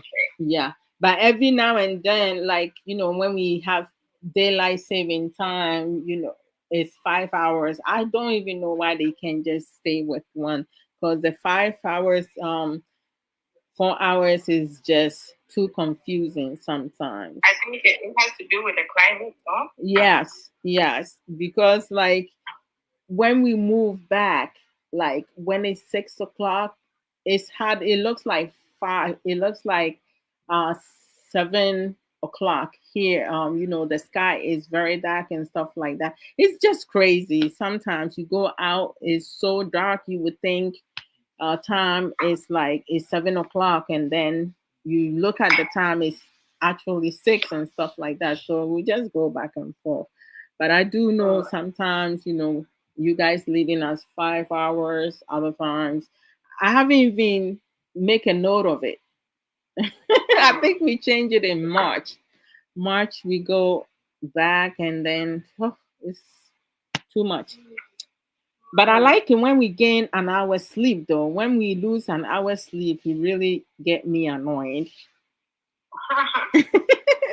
Yes. And then we have Sister Monique, Candid Talks on every other Friday. So next week, Friday, this week, Friday, which is the 9th, she should be coming live, and she normally will post the topic that she's going to have on her page. And she comes live at 9 p.m. UK time. So y'all could calculate, UK time also confused me because sometimes it's with the same as Ghana time, and then other times it's an hour different. It's like 5 hours instead of 4 hours. So right now I don't even know which one is which. But it's going to be 9 p.m. UK time. So you guys join in to support her. We also have our brother Isaiah Crunchy. He has written a couple books, on Amazon. One of the books is African Arising. So you put in his name, Isaiah Crunchy, and all his books will pop up. I have our sister. Let me just pull this here because sometimes it's easier for me. We have Sister Aisha Ankra. She sells Juice Plus natural supplement, and wherever you are, all over the world, you can still order that supplement from her. It's not medication, it's a supplement. I have been taking the Omega since 2020 because my knee, I have knee surgery on my right knee when I had a motor vehicle accident. And, it started bothering me again. Going up on the steps it was like a major issue for me. So every time I go to places and I see stairs, I will start looking around to see if I will see an elevator or escalator to help me go up, because walking on the steps was really challenging for me. I would feel the pain and stuff like that. But I started taking the Omega since 2020, and I still take it. It has helped a lot. It also boosts my energy and everything. She also sells silver kitchenware set and plate set. So, if you need new set of pots, silvers or like plates, you know where to go. But if you do order and the shipment costs more, she will redirect you to get them elsewhere. She sells Avon products, but with the Avon product, you have to reside in UK in order for you to be able to purchase those from her. Like I tried to order some from her, but being that I'm in US, I couldn't do it. So she explained to me how that works, and I was like, okay, I understand. We have our sister Belinda Ejare. She have an African store in New York, Bronx, and it's called B&B African Caribbean Market, which is located at 1163 Boston Road, Bronx, New York 10456. To get the best African food to support our sister Belinda Ejare. So if you are someone who comes from upstate or you travel to New York, stop at the Bronx. It's in a good neighborhood. Sometimes I hear people talking about Bronx Harbor. Bronx is not is not bad. Okay, we do have some a few, just a small areas and places in the project that you have people create problems and stuff. But I mean, you have people who start some issues and stuff, but it mostly happen in the projects and stuff like that. It's not that bad. But once you put in her location address in your phone, your GPS in your car, you should be able to make it there safely with no issues. And of course, y'all see my top, my t-shirt, how unique those look. And that's all from our sister Sage William, known as Lady Coco on TikTok, or t-shirt by Sages, on TikTok. Her website is sageshare.com to get some authentic merchandises. And the t-shirt, you have different designs, patterns, colors, and stuff like that. When you go to sageshare.com, you may see a pattern or a design that you like, but you may not see the color of shirt that you want. Please do not leave. Just order everything that you want to get, the amount and everything. Once you finish, there's a comment box over there. You can let her know what color of the shirt that you would like to have. Like I remember uh, I ordered a couple of things and I wanted them in a different color. So I just let her know which colors that I want. Sometimes I also let her pick some colors that she thinks that it will look good on my complexion, my color, and she's able to come through for me. And then your email address is a must. Your phone number is it's optional. See, I have Nana Kwesi. Nana, turn around. Let me show you. Nana Kwesi is wearing the shirt. Yeah, see? All my kids have some of the shirt. Where you getting? You need to charge your phone? Yeah. Okay. You charge you done with your iPod? Yeah, no, okay. All right. So you have, you can get whatsoever. The phone number is optional. Your email is a must, right? And then once you send the order, she's going to um, respond back to confirm the order, and then she send you once she get everything together, all the merchandises that you purchase together, and um, mail the package, send the package. She will send you a tracking um, SKU, or the tracking number for you to like track it. For me, she send it to me all the time.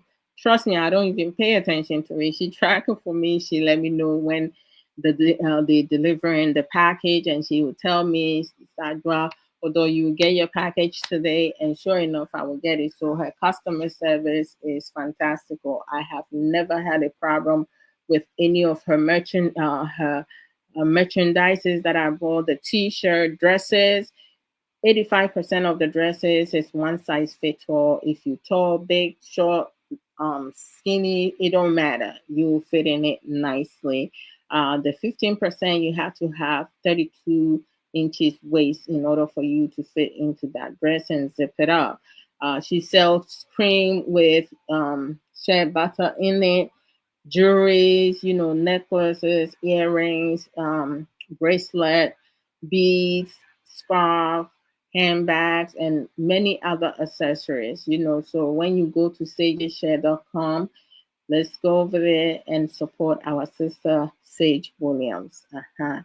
Thank you so much. Now moving on, we have Sister Angela Naba, Angie's Talk on Facebook and YouTube. She talks about our wellness and mental health issues. Sometimes she goes all around our 21st Nurse One. We have Sister Awumer Kwa, lunchtime talk. She talks about life issues, trending issues. She also do some counseling and stuff like that. You go to her page, Lunchtime Talk, you see some of her recorded programs that she has, put out on her page and stuff like that. On TikTok, she has Adwoa, she joined other people's life programs and she talks about life issue, relationship, marriages, all around. So let's support one another. Sister Sika Educate also talk about life issues, trending issue, educational platforms. I like going to educational platform. Miss Mandy also like, on TikTok, she talks about a lot of, adequate educational programs. So yeah, join um her also and support. And then we have our sister Arabi. I'm coming. I'm almost done. Then I'll have you say one or two things before I close. And then we have our author one, Sister Yafa the Atubra. Sister Yafa the Atubra, on Facebook, her page is Antia's Book Corner. On YouTube is Antia's book channel. So go and subscribe it. Subscribe her page, like her Facebook page, and then on YouTube, with the bell, click on that. So when she comes live, you'll be able to uh, ask questions, talk to her, be part of her live stream video. She does come live once every Saturday, once on Saturdays every month. And excuse me, 11 a.m. MST time, 1 p.m. EST time with co-host our sister Ya Boatima Boatin Russell. She has not come live in a while because she recently lost her mom, and a lot of times people need different time to kind of like grief and stuff. So once she's able to do so in between work and stuff like that, she hasn't had time to join us yet, but she should be joining us soon. Uh, Sister Yafoda Atubra also have Antia's Own It Academy coaching and book publishing services. My first book, which is on Amazon, Unveiling My Life, a guide to breaking free and reclaiming my life. Sister Yafoda Atubra was my coach, and she is such an incredible, unique coach. And she published the book Everything for me. Of course, you need to pay out, right? It's not for free. You want anything good, you need to spend money to get money. So that's what you need to go about. So if you want her to go right for you, you want her to coach you, everything, she's someone that I would recommend you for. The three of us also have Authors Hub Y2A. The 2Y is Ya for the Atubra, Ya Boatima Boatin Russell. They both based in Canada. And the A is, of course, Moi. I based in US, Adra Odomensa. Uh-huh. And here I don't have my married name, but on the book I do have my married name on it. Yes. Sister Ya has written 6 books. Her first book was an inspirational book, Refreshing for My Thirsty Soul. The second book is my personal favorite, but I love all her books. Is The Beauty of a Woman's Heart. The third book is a devotional book, is Refreshing for My Weary Soul. The fourth book is a number one bestseller at Amazon, is On It, a guideline to um, taking accountability of your own action, accountability and responsibility of your own action. The fifth book is My Unapologetic Self. The sixth book, which I believe Arabi was the one who edited it, right? Arabi is a call for prayer. So y'all go to Amazon, you put in y'all for the Atubra, and all her books should be popping up for you guys to like, purchase it. And once you read the books, don't hesitate. Give us a review. When you go to Amazon right now under any of our books, you should be able to um give a review. Yeah. Wait, hold on. Okay. Oh, where is this thing? All right. All right. So Arabi, in terms of everything that today I've been talking about and you've been commenting like crazy today. What do you want to add to it? What can I add? We just need to be accountable, right? Yeah. For me, I was blown away. I was like, 25 years practicing. I'm wondering how many women he has floored. Yes. It seems like he has had a lot. The secretary looked older. Very old. But so, and I'm like, hey. Sometimes I hear you go. Oh yes. And he didn't look like he cared. It's not Christiana. No, he didn't. There was no remorse. It was like, oh, my dear, but and my fault. It's the woman. It's the this. She's a Jezebel. And we do that, yeah? Yeah. We do that in a Christendom, and it's very bad. We need to own up to our mess. Mm-hmm. And that is when we actually have a message for somebody else. Yeah. You don't own up to your mess, and then you want to get a message for somebody else. That's when the hypocrisy comes in. Mm-hmm. And so we need to work on ourselves because change starts with us. Oh, yes. So once you change, then you will be able to affect another life. Yes, most definitely. Yeah. Anyway. He didn't even care at his being in court. You would think that he would try to like show some type of remorse. And he wasn't sorry that he slept with the man's wife. He didn't feel sorry. That the wife would have been there. Yeah, he didn't feel sorry that he slept with the secretary. But you know, the secretary, like, I believe because she got jealous, that's why she brought forth the receipt to the husband. If it wasn't for that, I don't think she would have said anything at all. But the man might have seen because the man is the accountant, right? So definitely he would have seen it. Yeah, but everything goes through the secretary before it gets to him. But the secretary, like you see, if the man didn't cheat with the man's wife, she would have taken out that receipt. Really? You think so? Oh, yeah. Come on. You see, when people are seeing each other, some of them will do a lot, including, deceiving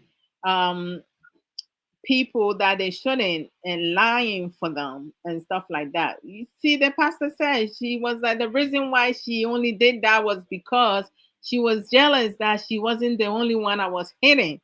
Like, oh my gosh, as a pastor, should he be even talking like that? It's sad. It's sad. Yeah. And very immature. Yeah. A lot of us are like that. And like I'm saying, we need to do the work on ourselves. Yeah. In the Christian though. You definitely right. Somebody's story and then you check your own life and see where you are also stepping wrong and you fix it. Yeah. Because this one is out. Yours is not. That's so very true. What are you gonna do so that you don't face the same thing?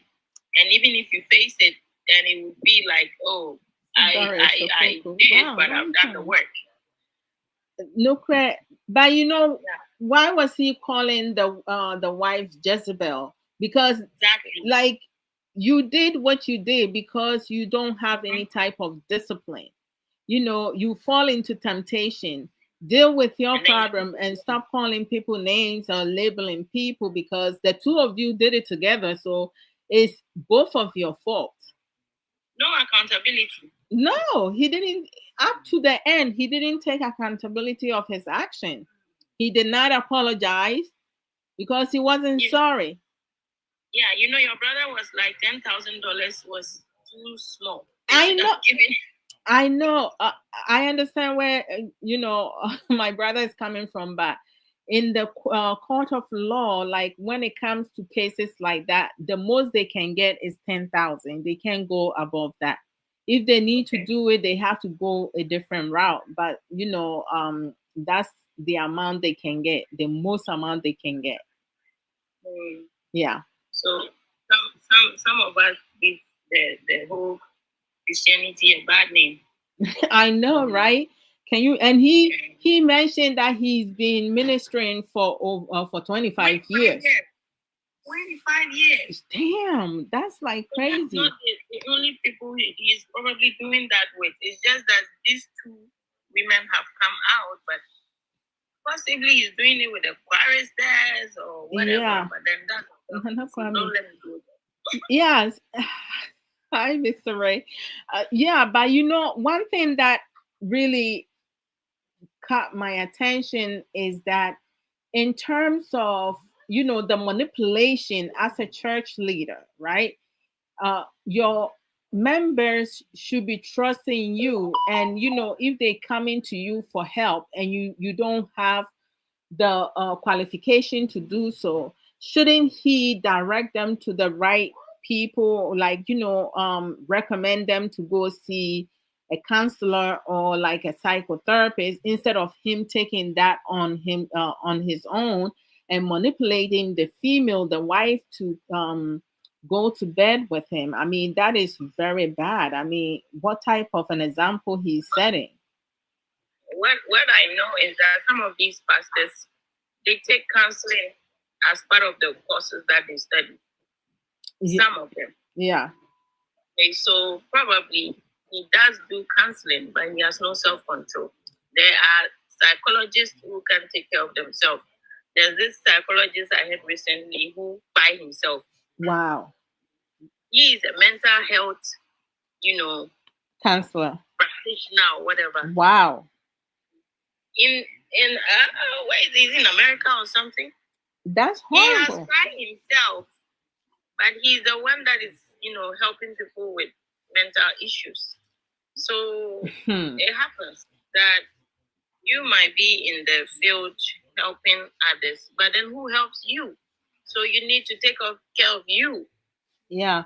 While you're taking care of others, take care of you as well. So it happens. Yeah, I think people who who is licensed to counsel people who are struggling and going through some difficult time, and they end up manipulating them into being in a relationship with, because you cannot see counseling under the covers, right?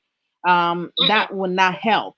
But if you are a professional and you're supposed to be helping someone get better, and you end up manipulating the person to be in a relationship with you, they should lose their license. Exactly, because you're not fit to counsel anyone.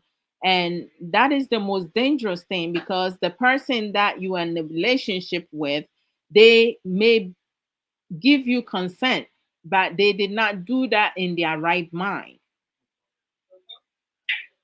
It's just crazy and wrong. I don't understand some people. It's like they don't really care about um the consequence, or like what will happen to the other person, because we have loved ones, who is hoping, if their loved ones are going through some type of emotional mental breakdown or emotional issues, or like trauma and stuff like that, I'm expecting the professionals to take care of my family, right? But for that person to manipulate your loved ones and be in a relationship with the person, manipulate them and use them, and some of them abuse their clients through financial abuse, right? Because they will have them give them money. Some people even give their property to their therapist. Yeah. Like, oh my gosh, it's just crazy. It happens even with those who are registered, Yeah. They also that people are local like that, whether they have qualification or not, they can end up misbehaving. And people who are unqualified think, oh, because I'm in the ministry, I can do this, I can do no. You need to, like you said, let the person go to the right source. Yeah. But sometimes they take it upon themselves that, oh, we can do this. Yeah. And then that's my pastor. If you go to him, he's going to send you to one of the counselors. Oh, he's wow. He's going to tell you. And sometimes he will look at the issue and he'll tell you, go home and solve this thing yourself, because he knows that you are capable. Yeah, I think sometimes some of us rely on others too much, and we are capable of taking care of ourselves, right? It's always important, even things that we don't know, we need to learn that. We need to learn that. We also need to learn to acknowledge others, goodwill and kindness in an ultimate way to support as well as encourage them, right? Because I mean, sometimes people, they just need to hear someone, say hello to them, just a simple hello, right? Or at times it's like, asking the person, how are you doing? How are things going for you? Like sometimes the littlest thing, the simplest things can make a difference. But when it comes to most Ghanaians, right? Most Ghanaians lack of supporting their own. And I quite don't understand it. If they find that someone is having some mental issues now, they start calling them names and labeling that person, even at times, hey, counselor, it's good to see you. And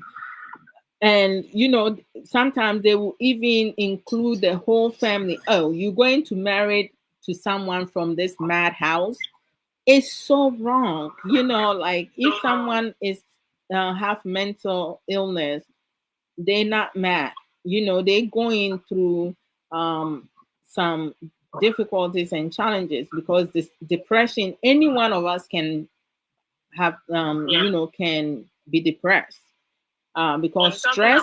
Yeah, stress. Talking about the support system. Yeah, the support system is weak. I think that you don't need so many people around you.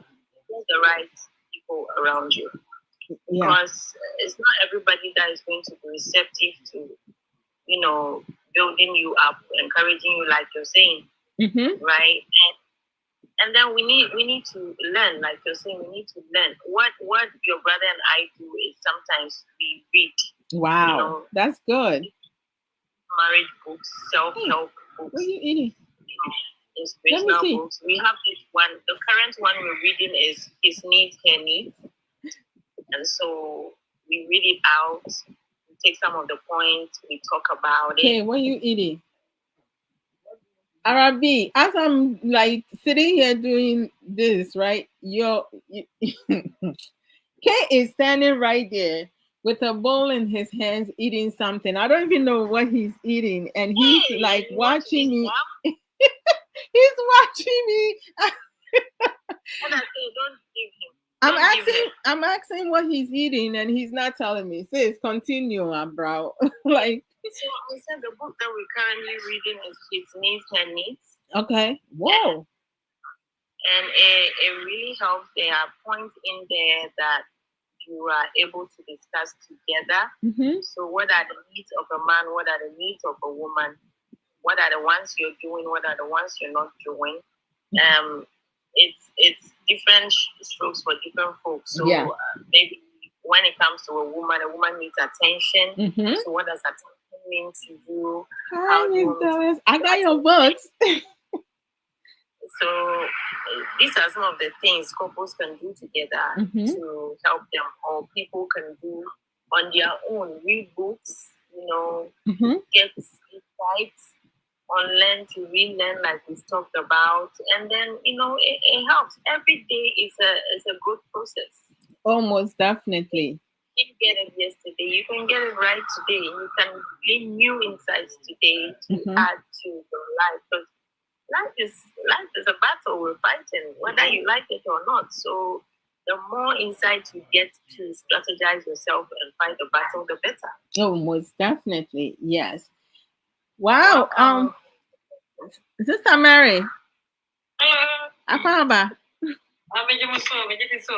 Yes, I do need to share your home. Again, Tinema will buy a can be bina a kick you no about. You know, can say, Obi, I be for Ghana or two, I require and it will fear. It's your fears of quite a cheat. This is a big job. And I'm having to the buffers that are. But share the time of a court. The next time to be so yellow for the men in our crowd to find. Not in the war when you have risen. Wow. It is that one and after. When I think that is all for the son, when you're through.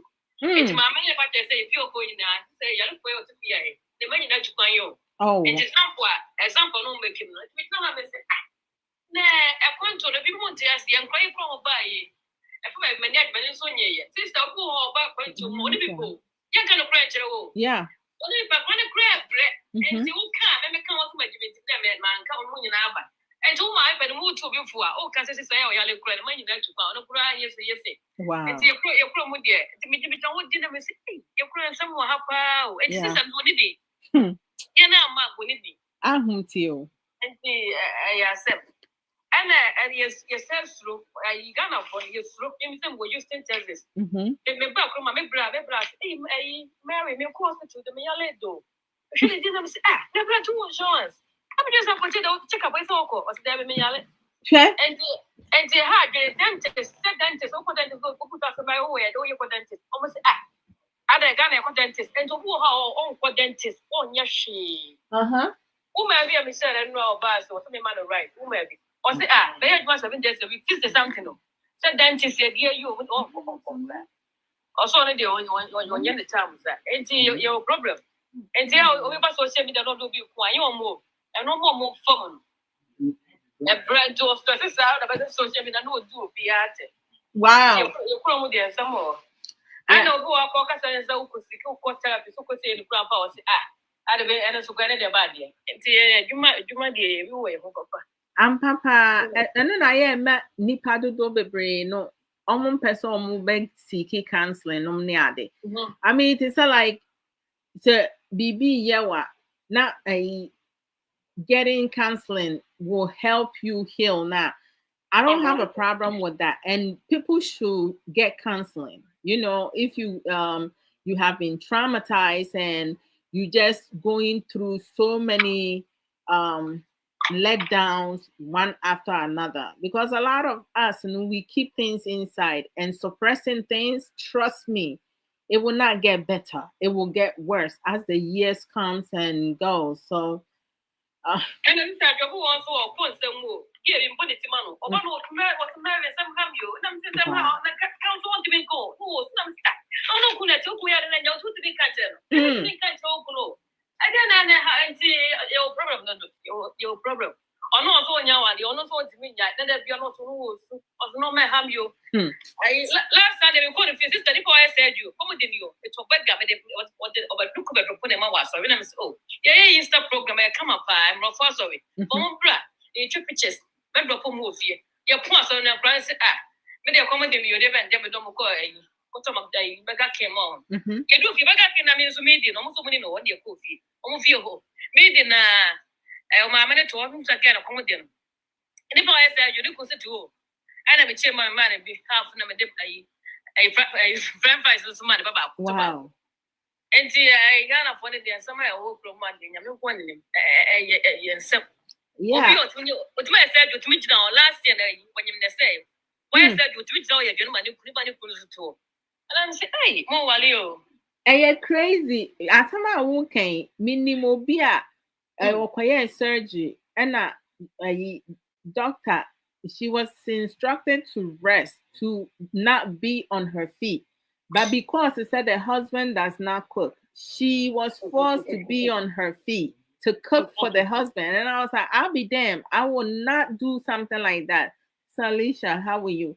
I will not be forced to do that because I have to think about my health.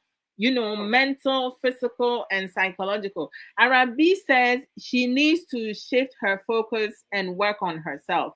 your friend that you talking about. It will be a one my when one so there be a miku and yes yempemo by your mano to say so who say we a surgery and I say or go through some difficulties, emotional, psychological, physical in that.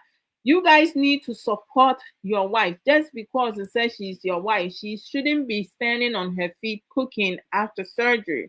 If the doctor instructs her to rest, she needs to rest. Because at the end of the day, if she does not heal fully and you cannot have any type of sexual interaction with her, what do most men do? They will go outside their marital home, they will go and have a side chick and blame the woman for not satisfying them enough. So it's like, as women, we need to focus on ourselves. As he like listen, say ene nyame mpengu wafiri mu bɛrima no wɔ ayie n'ase korɔɔte no obi bɛti ne nsɛm so ɔpɛ no.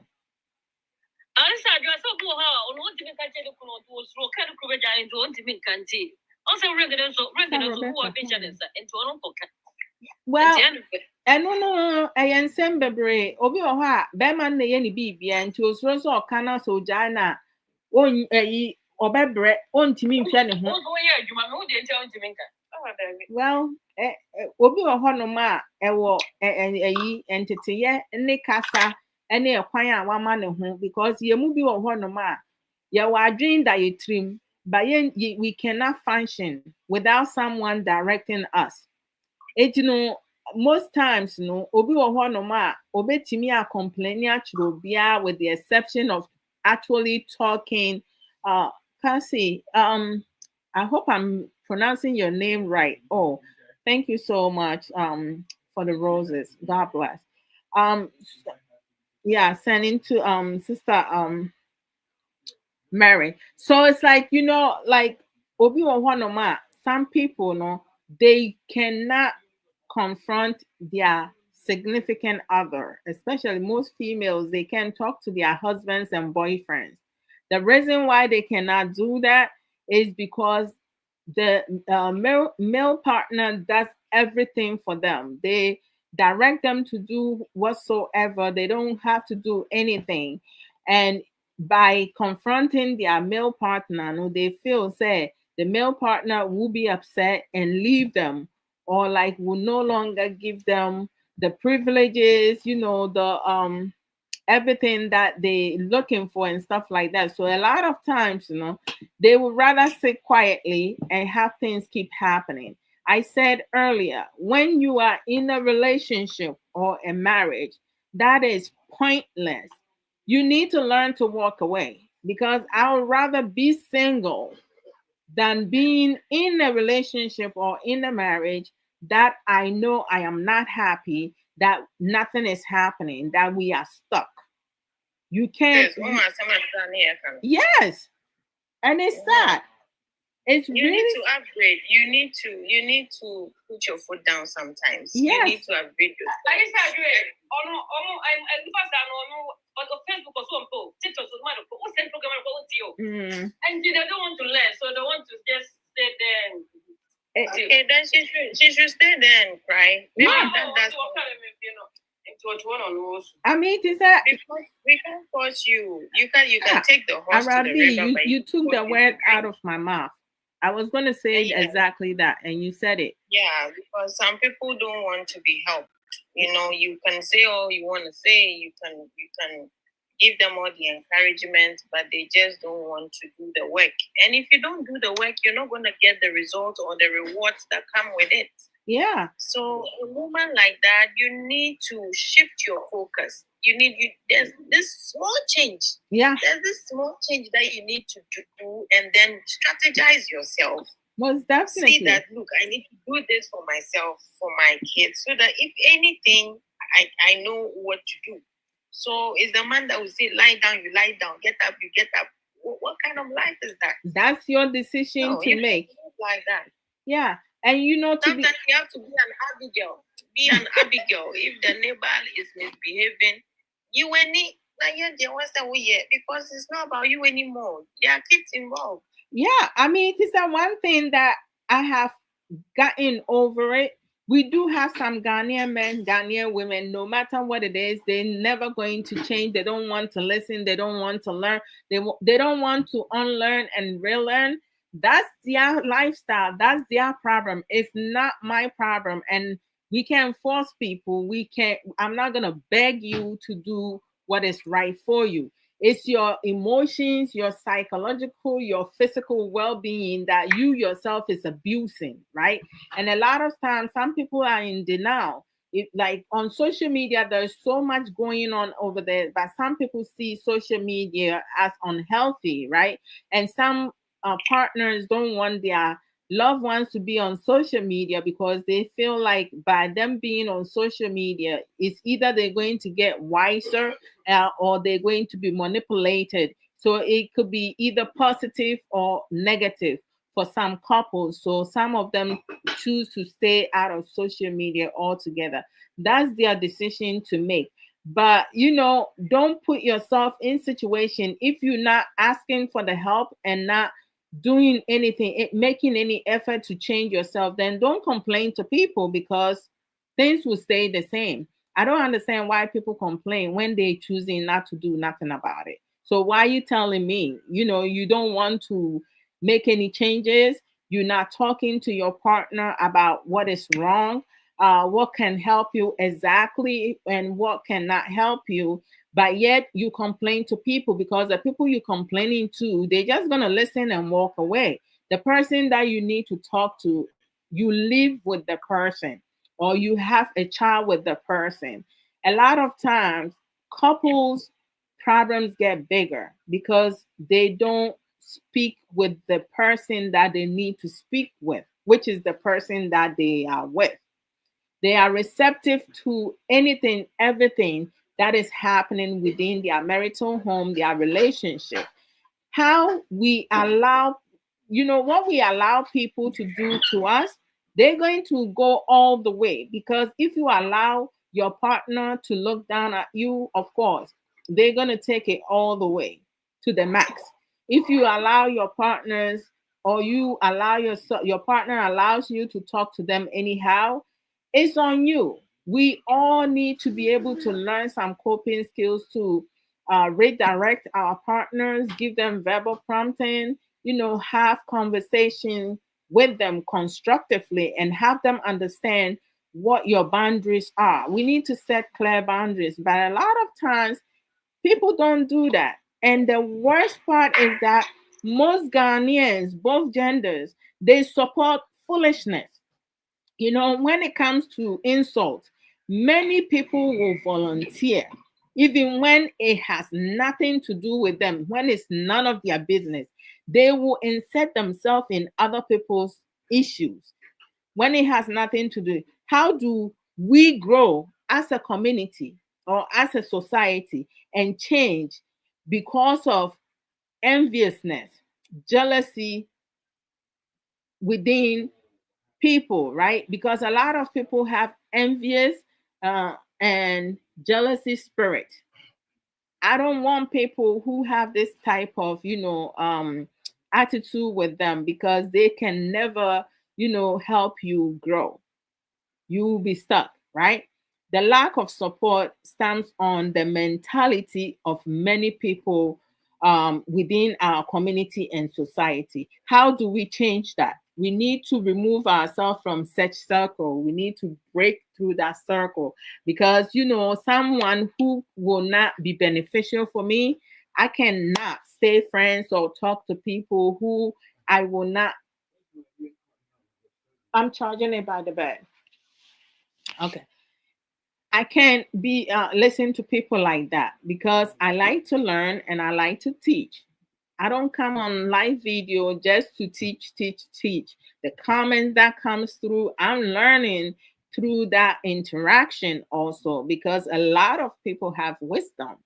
It don't matter if we speak in English or we speak in Chi. You can bro you can treat in family as long as say mesua biribi productive afiri mu na mede aka nea menim ho nti no te sɛ ayi sɛ wokɔ biribi mu ewo relationship wo awareɛ mu wo man teteyɛ mu obra wo bo na wohu namfofo a na asa nipa bi a wo bɛka sɛnea w'ani ngye enye yi ba wontimi ne bɛrima na na so ɔbaa na ɔte no ɛnkasa na nneɛma nsesa de a ɛne me sister na asa me nua bɛrima just close your mouth and live your life as it is because we see eno ana abetiem when obi at your friend is say preku yɛ aboa bi a da bia ɔno da bia na ne ho ayɛ fin wobetumi afa preko akodware no afiri atechem wonya dware ni wie ya no asan dimirika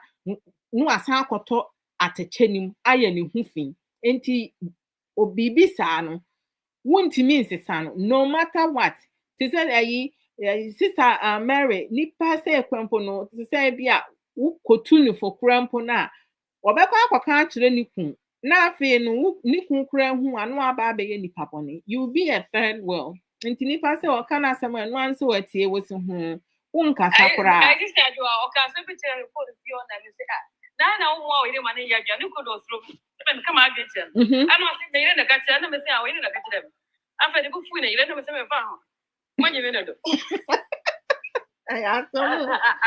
ayasomo ya mema ni bi ya diju omoswa na they are spoiled right I mean they say akwantu omo mema ni dudu on Ghana for mema dudu omo tu kwan no te say no dudu na asua aduane se ne omo no aduane enti no omo yiri ni fi a ekomo ndi omo timi nu aduane ema omo hu ne omo ma ena ebi so omo yire so nom ne ade senka Ghana na omo wo na omo yesa anko nipa da sanifo bi beka se ne yire no aye na duro chese ye kuro mu de ye nya waduro a na chese eye bibi nti be ntimi enhwe ne yire be ntimi nsi nuoma because should any of that happen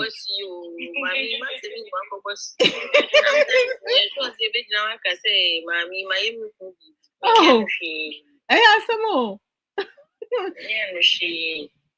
ahun ti say oda bebre ni mudi ti say he woni Ghana ni bema duduo na mabonti a wono nam a block away na ne yire nso nam the other way say Ghana maako bi be say 5% no mni omo yire no mni omo girlfriend kwa abonti omo so omo nsa no omo nanti di nkomosere how many couples and omo kwa abonti even when they go to church papa te ha mama te ha woyire te ha okun te ha because of different your friend is saying post omo meboa but they say nka they say we mo kwa sorry church members no okun ni oyire motimo nchen now I said your people say sister ba ko or doctor ni ko your doctor Sister Mary hold on okay what's your be today what's your obedience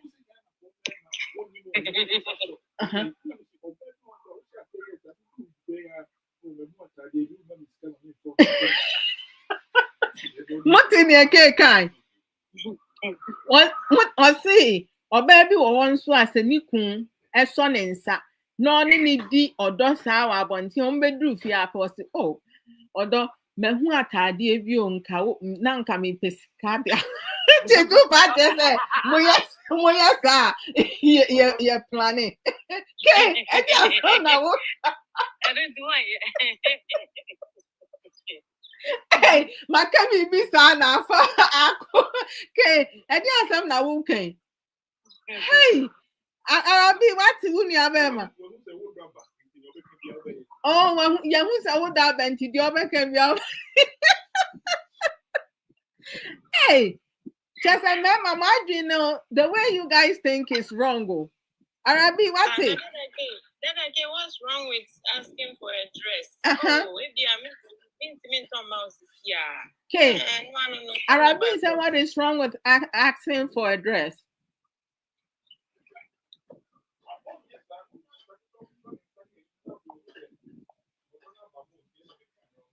enti anu mom na ha no wasi say was sources on sana oba no be feel say odo na ba nti anu mom na obefa so de abusa neoma So one show any type of affection, not too much now. I don't know about Bebusa, but one Musano. Arabi, give it to him. Arabi, so I know when you're there.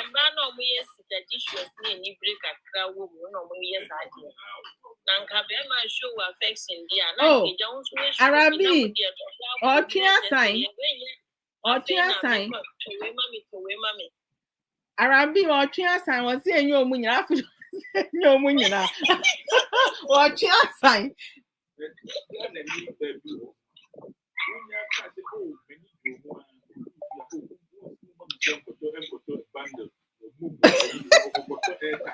I think I need baby one ma.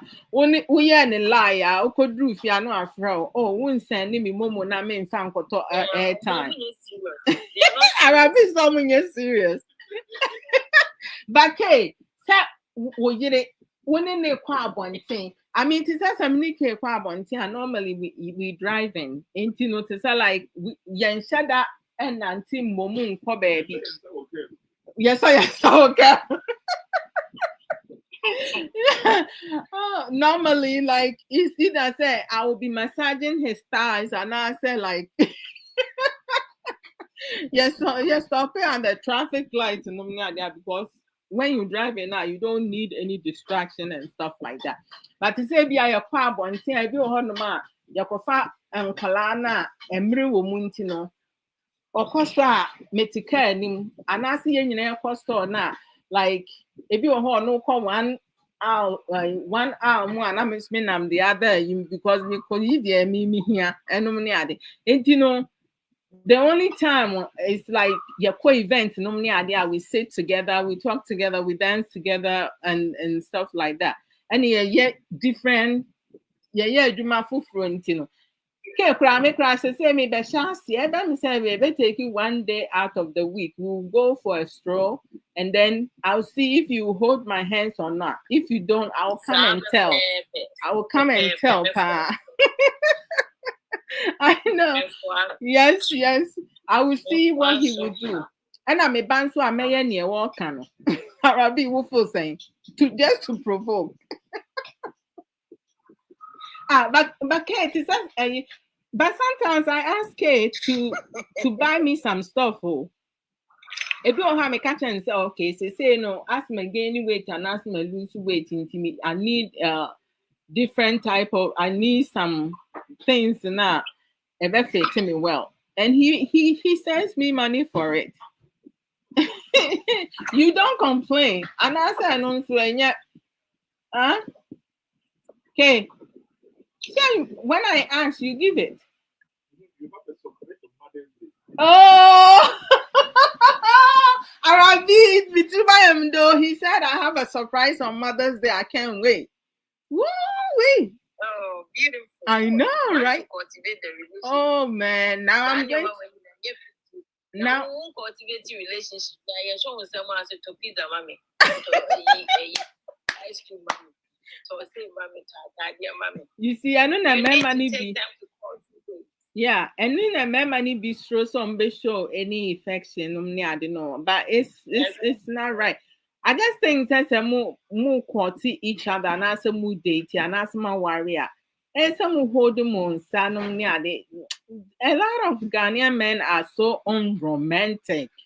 I don't even know why they can't be romantic because it's nice to be romantic. Emma Obani to me and the Beman Institute. What's it? I know, right, Uncle Mosey? What? I'm not a cake or no, Obama because when you say Obama, you go into the head of the woman or whatever, and then she start misbehaving. No, and Obama so forward because Jane said, Jane says, you know, we keep assuming all kinds of things. And only problem, no. Yeah, and see, I sister that too because I mean to say I love, and I'm very affectionate with each other. Yeah, they're just not free with each other. Young from about 5-6 years now on Yanka so say, oh, I've missed you. You will see the comments that the man will make. Like I said, what do you want? Arabi, maybe I said As someone who I can. What has happened? I know pay na me hear TikTok video be and a guy be I'm not familiar with him yet. Waka kyerɛ girl ne say ɔmfrɛ ne dɔfo. Now on kankyerɛ ne dɔfo say she loves him. And if he responded back and says he loves her too now, obema no 100 CDs minim say Ghana si can mention that you're familiar with it. But I said oh, okay. And then this girl called the the boyfriend and she said, "Hi, honey," and he was like, "Hi, my love," and everything. So they were talking nicely, and I have my fingers crossed. I was like, I think she will get the money. And then she was like, "I love you." Was it okay, Mate? Was it Mate? And was it hello? Did you hear what I said? I said I love you. And was it? Now some Mr. Mate. I didn't answer now, Pastor Maker. This is serious. After the girl who said, "Was it Asama? Was it what happened?" Or the mic and then my guy and was, "You know what? Forget it. Let me go because I'm not getting the money." Yeah, because a lot of us can sit down and have a conversation. Yes. We can't kiss, we can't hold hands, we can't touch each other, we can't go for a walk. You know, we can't do all those things. If you are not banner for seminar, now our banners of practices are there now. It's so strange to the man, or the man practicing it, and it's so strange to the woman. But we need to break out of all those moves if we are going to make a headway. Yeah. We need to learn to relearn. Yeah. Because I make I worry for front be a hot to one man. Now me Dominica out of nowhere and my parko kissing and my saying Johnny, right? But to say because to say if I slow down now, his first reaction would be to put his hands out, right? To hold me in place. So I have to like still myself to steal a kiss from him. Like most of the time. But at some point, he became used to me giving him a kiss. So then, like when he's going to work, he will give me a kiss and then he will give the kiss a kiss on the forehead. Of course, I'll get mine on the lips. Of course, it's not going to be on the cheek or nothing. Please, that's cheating me out. So, the kiss I used to like giving us a kiss on the cheek or in the forehead when we leaving the house, to say, "We see you later" and stuff like that. And then it has become like a custom in the house before he leaves for work. He will give me a kiss before he leaves and stuff like that. But this is something that I'm the one who made the initiative. He didn't, because he wasn't used to something like that. But I gradually was able to get him. Now he does it more than I do. Yeah, that's great. I mean, in the morning, your brother would give me a hug and pray before he goes to work. That's so sweet. Royal, hello. These are things that yeah. And I'm like,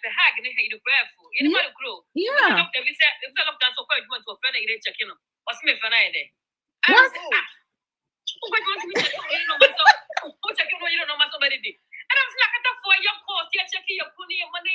And then at the end, oh my gosh, that's crazy. We need to do video calls. What's offending for any for a business? Sister, you're coming for choice. Ella, doctor for your business or maybe video call. Oh, wow. Maybe I feel part. There was your idea. I went to the Musa. Did I be on board? No, oh, that's back in the matter of crop. Mother's in the matter of crop. I do to be crop to where big. Arabi, isn't that sad? I am very sad. We need to unlearn to relearn. Okay, these are Western stuff things. That is horrible. That is so sad. I mean, I don't know, like. And it works. Look, we have the affection. Yes. We all want some kind of affection. So you take the one that works for you. You work it. Most definitely. And yet, Juma, no one say you tried, Yeah, if you don't know, you learn. You just learn it. If your husband is busy, don't you just send a text message? Sometimes we forget. Even I erase. But send a text. Or if you think so, at this time my husband will be less busy. I'm not a friend. Are you busy? Or say that be. Then you can, share a few. You can even, in a nice way, very funny, flirty way. Now what my plan is because when you really are you know what I'm talking about. Oh yeah. You said I think some of us don't even know how to send a simple text, to your man or to your woman. Hi honey, how you doing? I was just checking on you. Let me hear back from you. I love you, baby. Like, you were looking very beautiful this morning. I didn't have the chance to tell you, like you just send something nice and sweet to your partner, right? It uplifts their spirit and stuff like that. But I think, like, a lot of times, some of us, we just so selfish, right? We can learn things, but we just don't want to do so. We always want to receive everything from our partner, but we don't make any effort, to make our partners feel good too. Like, I want to.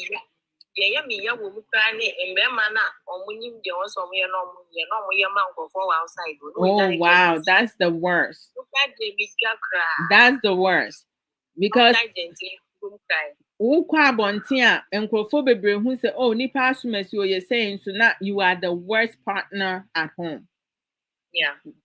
That's the pretense partner. They do things to suit. You can tell somebody she looks good outside, but you can't tell your wife she looks good. Exactly. It's very wrong. So I don't know. We just need to, again, as Arabi said, and we have said this many times, unlearn to relearn. And I always use this because I believe people understand that better. There are some women and men, when they leave one relationship, they don't give themselves time to heal.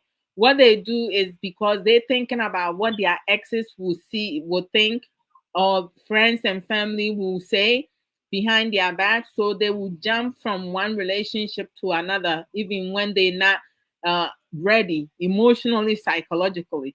We literally have some people, they will jump into a ship without asking where the ship is going. And when the ship reach the middle of the ocean, that's when they're gonna ask where we're going. By that time, it's too late to turn back. You just have to move forward. You can't jump into into the ocean, because you know what? That will be the end of you. So before we move from one relationship to another, we need to make sure that's what we really want, and we're ready to move on from our previous relationship. We don't need to suit anyone. We don't need to prove to anyone that we are in a relationship or we're not in a relationship. That's why a lot of people, they go from one relationship. Sometimes people have a lot of body counts because they don't give themselves enough time to fully heal, for them to see if they are ready to start a new relationship or not. And then I also have the box, and the box. Everybody knows a square has four different corners. What some people do, you place them in the box. They're going to choose to use one corner of the four corners, forgetting that there's three other options, three other opportunities. They will keep pressing the same corner even though they're stuck. There is no in and out of that corner. They don't look at their right or their left or behind them to see what other options that they have, because they only have one track mind. Those people are the ones who says, I like the way I am. I was never taught like that. So they're telling you, no matter what you do or say, or however you go about things, I am the way that I am and I will never change. Close mindset and fixed mindset people, when you go into relationship with them or choose to settle down with them, you have already accepted them, so they will not change no matter what, not for themselves and surely not for you. So being that you made that decision, you will have to be stuck with that. It's either you choose to leave that pointless relationship, or you stick with that and you start complaining. Because me, if you have someone complains and they don't do nothing about it, the next time you come, you start talking, I'll be like, listen, I have my own problems. I don't need to hear your problems. You can choose to hate me or you can shut up and we move on. I don't want to hear your problems because you refusing to work on it.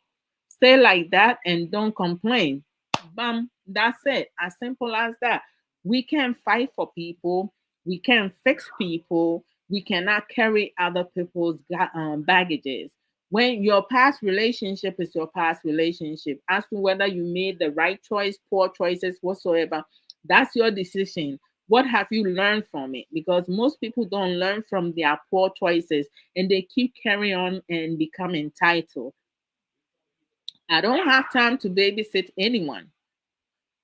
You have to be able to like babysit yourself because some women, some men talk about, oh, you take your husband as your first son. No, my husband is not my first son because I will not sleep with my first son.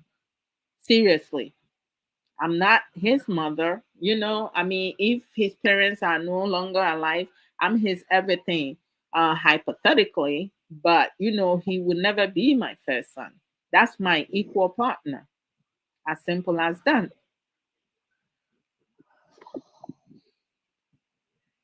Because men don't want to listen to their wives, most of them. So how can you be his mother? Hmm? He don't even listen to your advice. You see any man, well, any man or any woman who sleep with their parent is sick. They need help. They need to be put in a psychiatric ward. He may be our baby, but we and baby nobody. No, no, sorry. You're right. I mean, like, we call our partners baby and all that, but that's just a form of way to address your honey boo, you know. Hi, Wendy, Washington. How you doing? That's how we address it. But we need to just work on ourselves to build our self confidence, develop our self love, do self care, make sure that we prioritize ourselves first, that we become selfless, not selfish, right? We don't do things that will harm or hurt our partners or ourselves. I mean, I don't know how many times we will say this, but people need to continue to unlearn things that is not beneficial for us, which have not been helping us and we were taught when we were younger. We need to delete, and relearn new coping skills. I mean, I don't know. We have to develop our mind.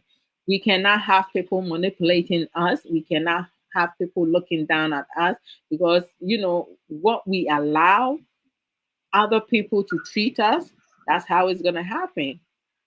Make sure people respect the type of person that you are. You respect yourself, you develop positive attitude, you are confident of things that you do and say. Do not hesitate. Don't allow people to speak to you anyhow.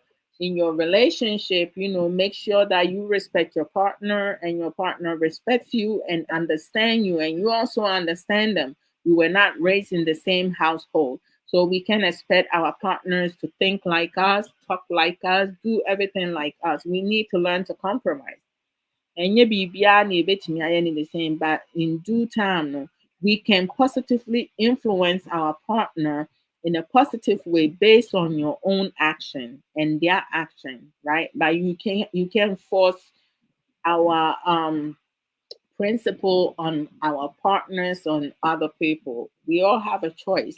So you choose. It's either positive or negative. Everything is two-way. You pick one or the other. Whichever one you think it works for you, you choose that. And as simple as that.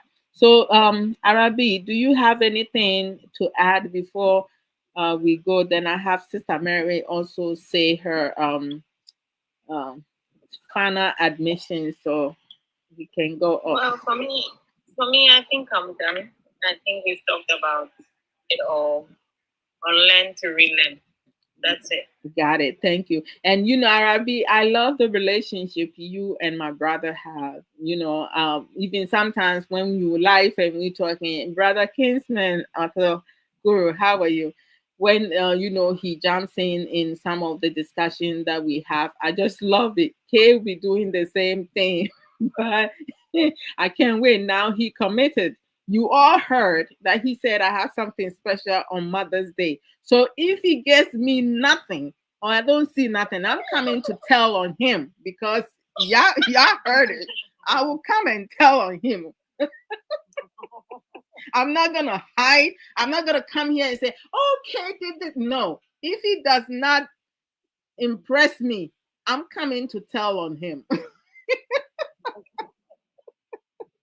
He brought himself. Hey, what didn't Hala.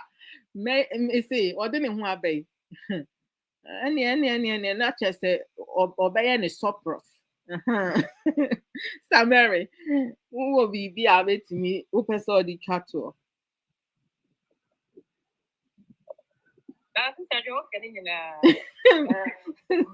Mate, and next time I buy a moon join me in term near United Ninkomo. Say, I am mobasa, no mamma mania keke. Eh? Next time, I think I have a couple topic about Arabi Messenia Brona. You can help me some of the things we can talk about. Sundays, I prefer doing open talk. Bet me I can different things to say. We talked about a lot of things, right? Because to say what the topic you have to stick with the topic without going outside and stuff like that. But Saturday, Authors Harmon, I will send it what I want to talk to you. I want to talk about, and then you can do a flyer for me. Yeah, and with that further ado, I'm going to leave you guys. I thank each and every one of you. Arabi, Samari, thank you guys for coming up, to join me with this discussion. Arabi, give your hubby a hug for me. Tell him I say hi. The kids, send my regards to them also. Sister Mary, it's always a pleasure to seeing you. All those, everyone, who contributed via uh, comments, liking the program, sharing the program. I truly, truly appreciate each and every one of you. Nana K, hey, look at me, me need you. And to say like, I'll see you guys, Saturdays, 7 p.m., 7:30 p.m. Ghana time. So for Samuel Koso and I come live. Yesterday we talked about teamwork in marriages. We're gonna bring a part two because we were not able to address a lot of areas. So we will bring part two, another part to it. We speak Chi on Saturdays in marriage lessons. Sometimes we do general topic.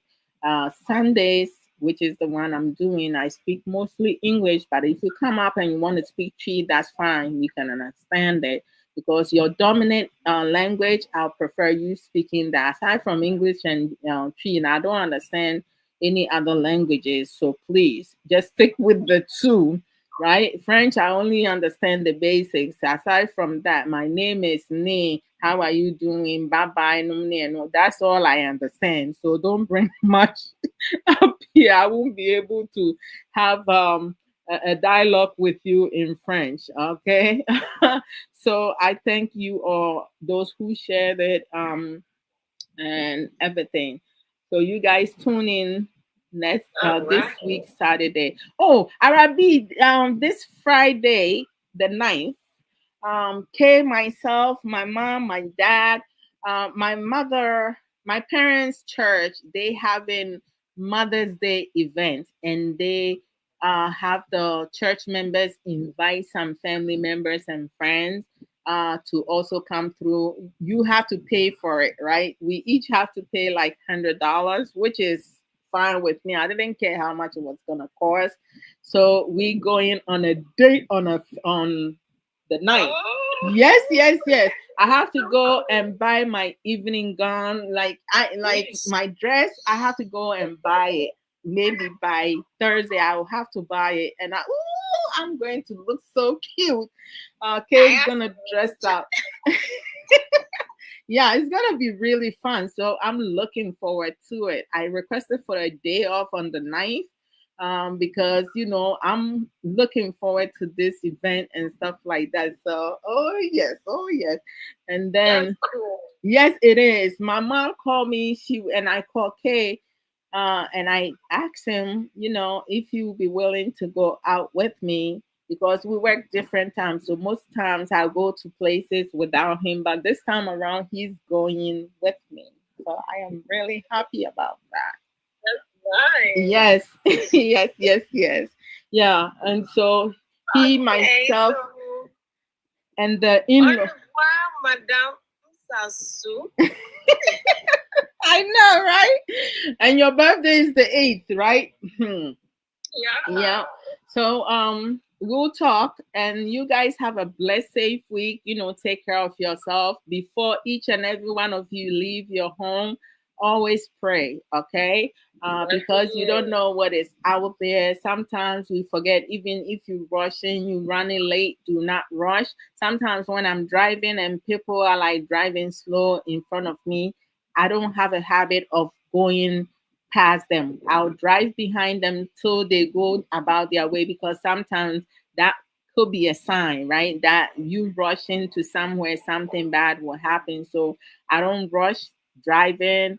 I don't, push myself. I will have to call my supervisor to let her know I'm running late, or like if I'm going for a meeting, I'll call my individual's family, and I will let them know that traffic and stuff like that, because a lot of times we stress ourselves for nothing, so we shouldn't stress.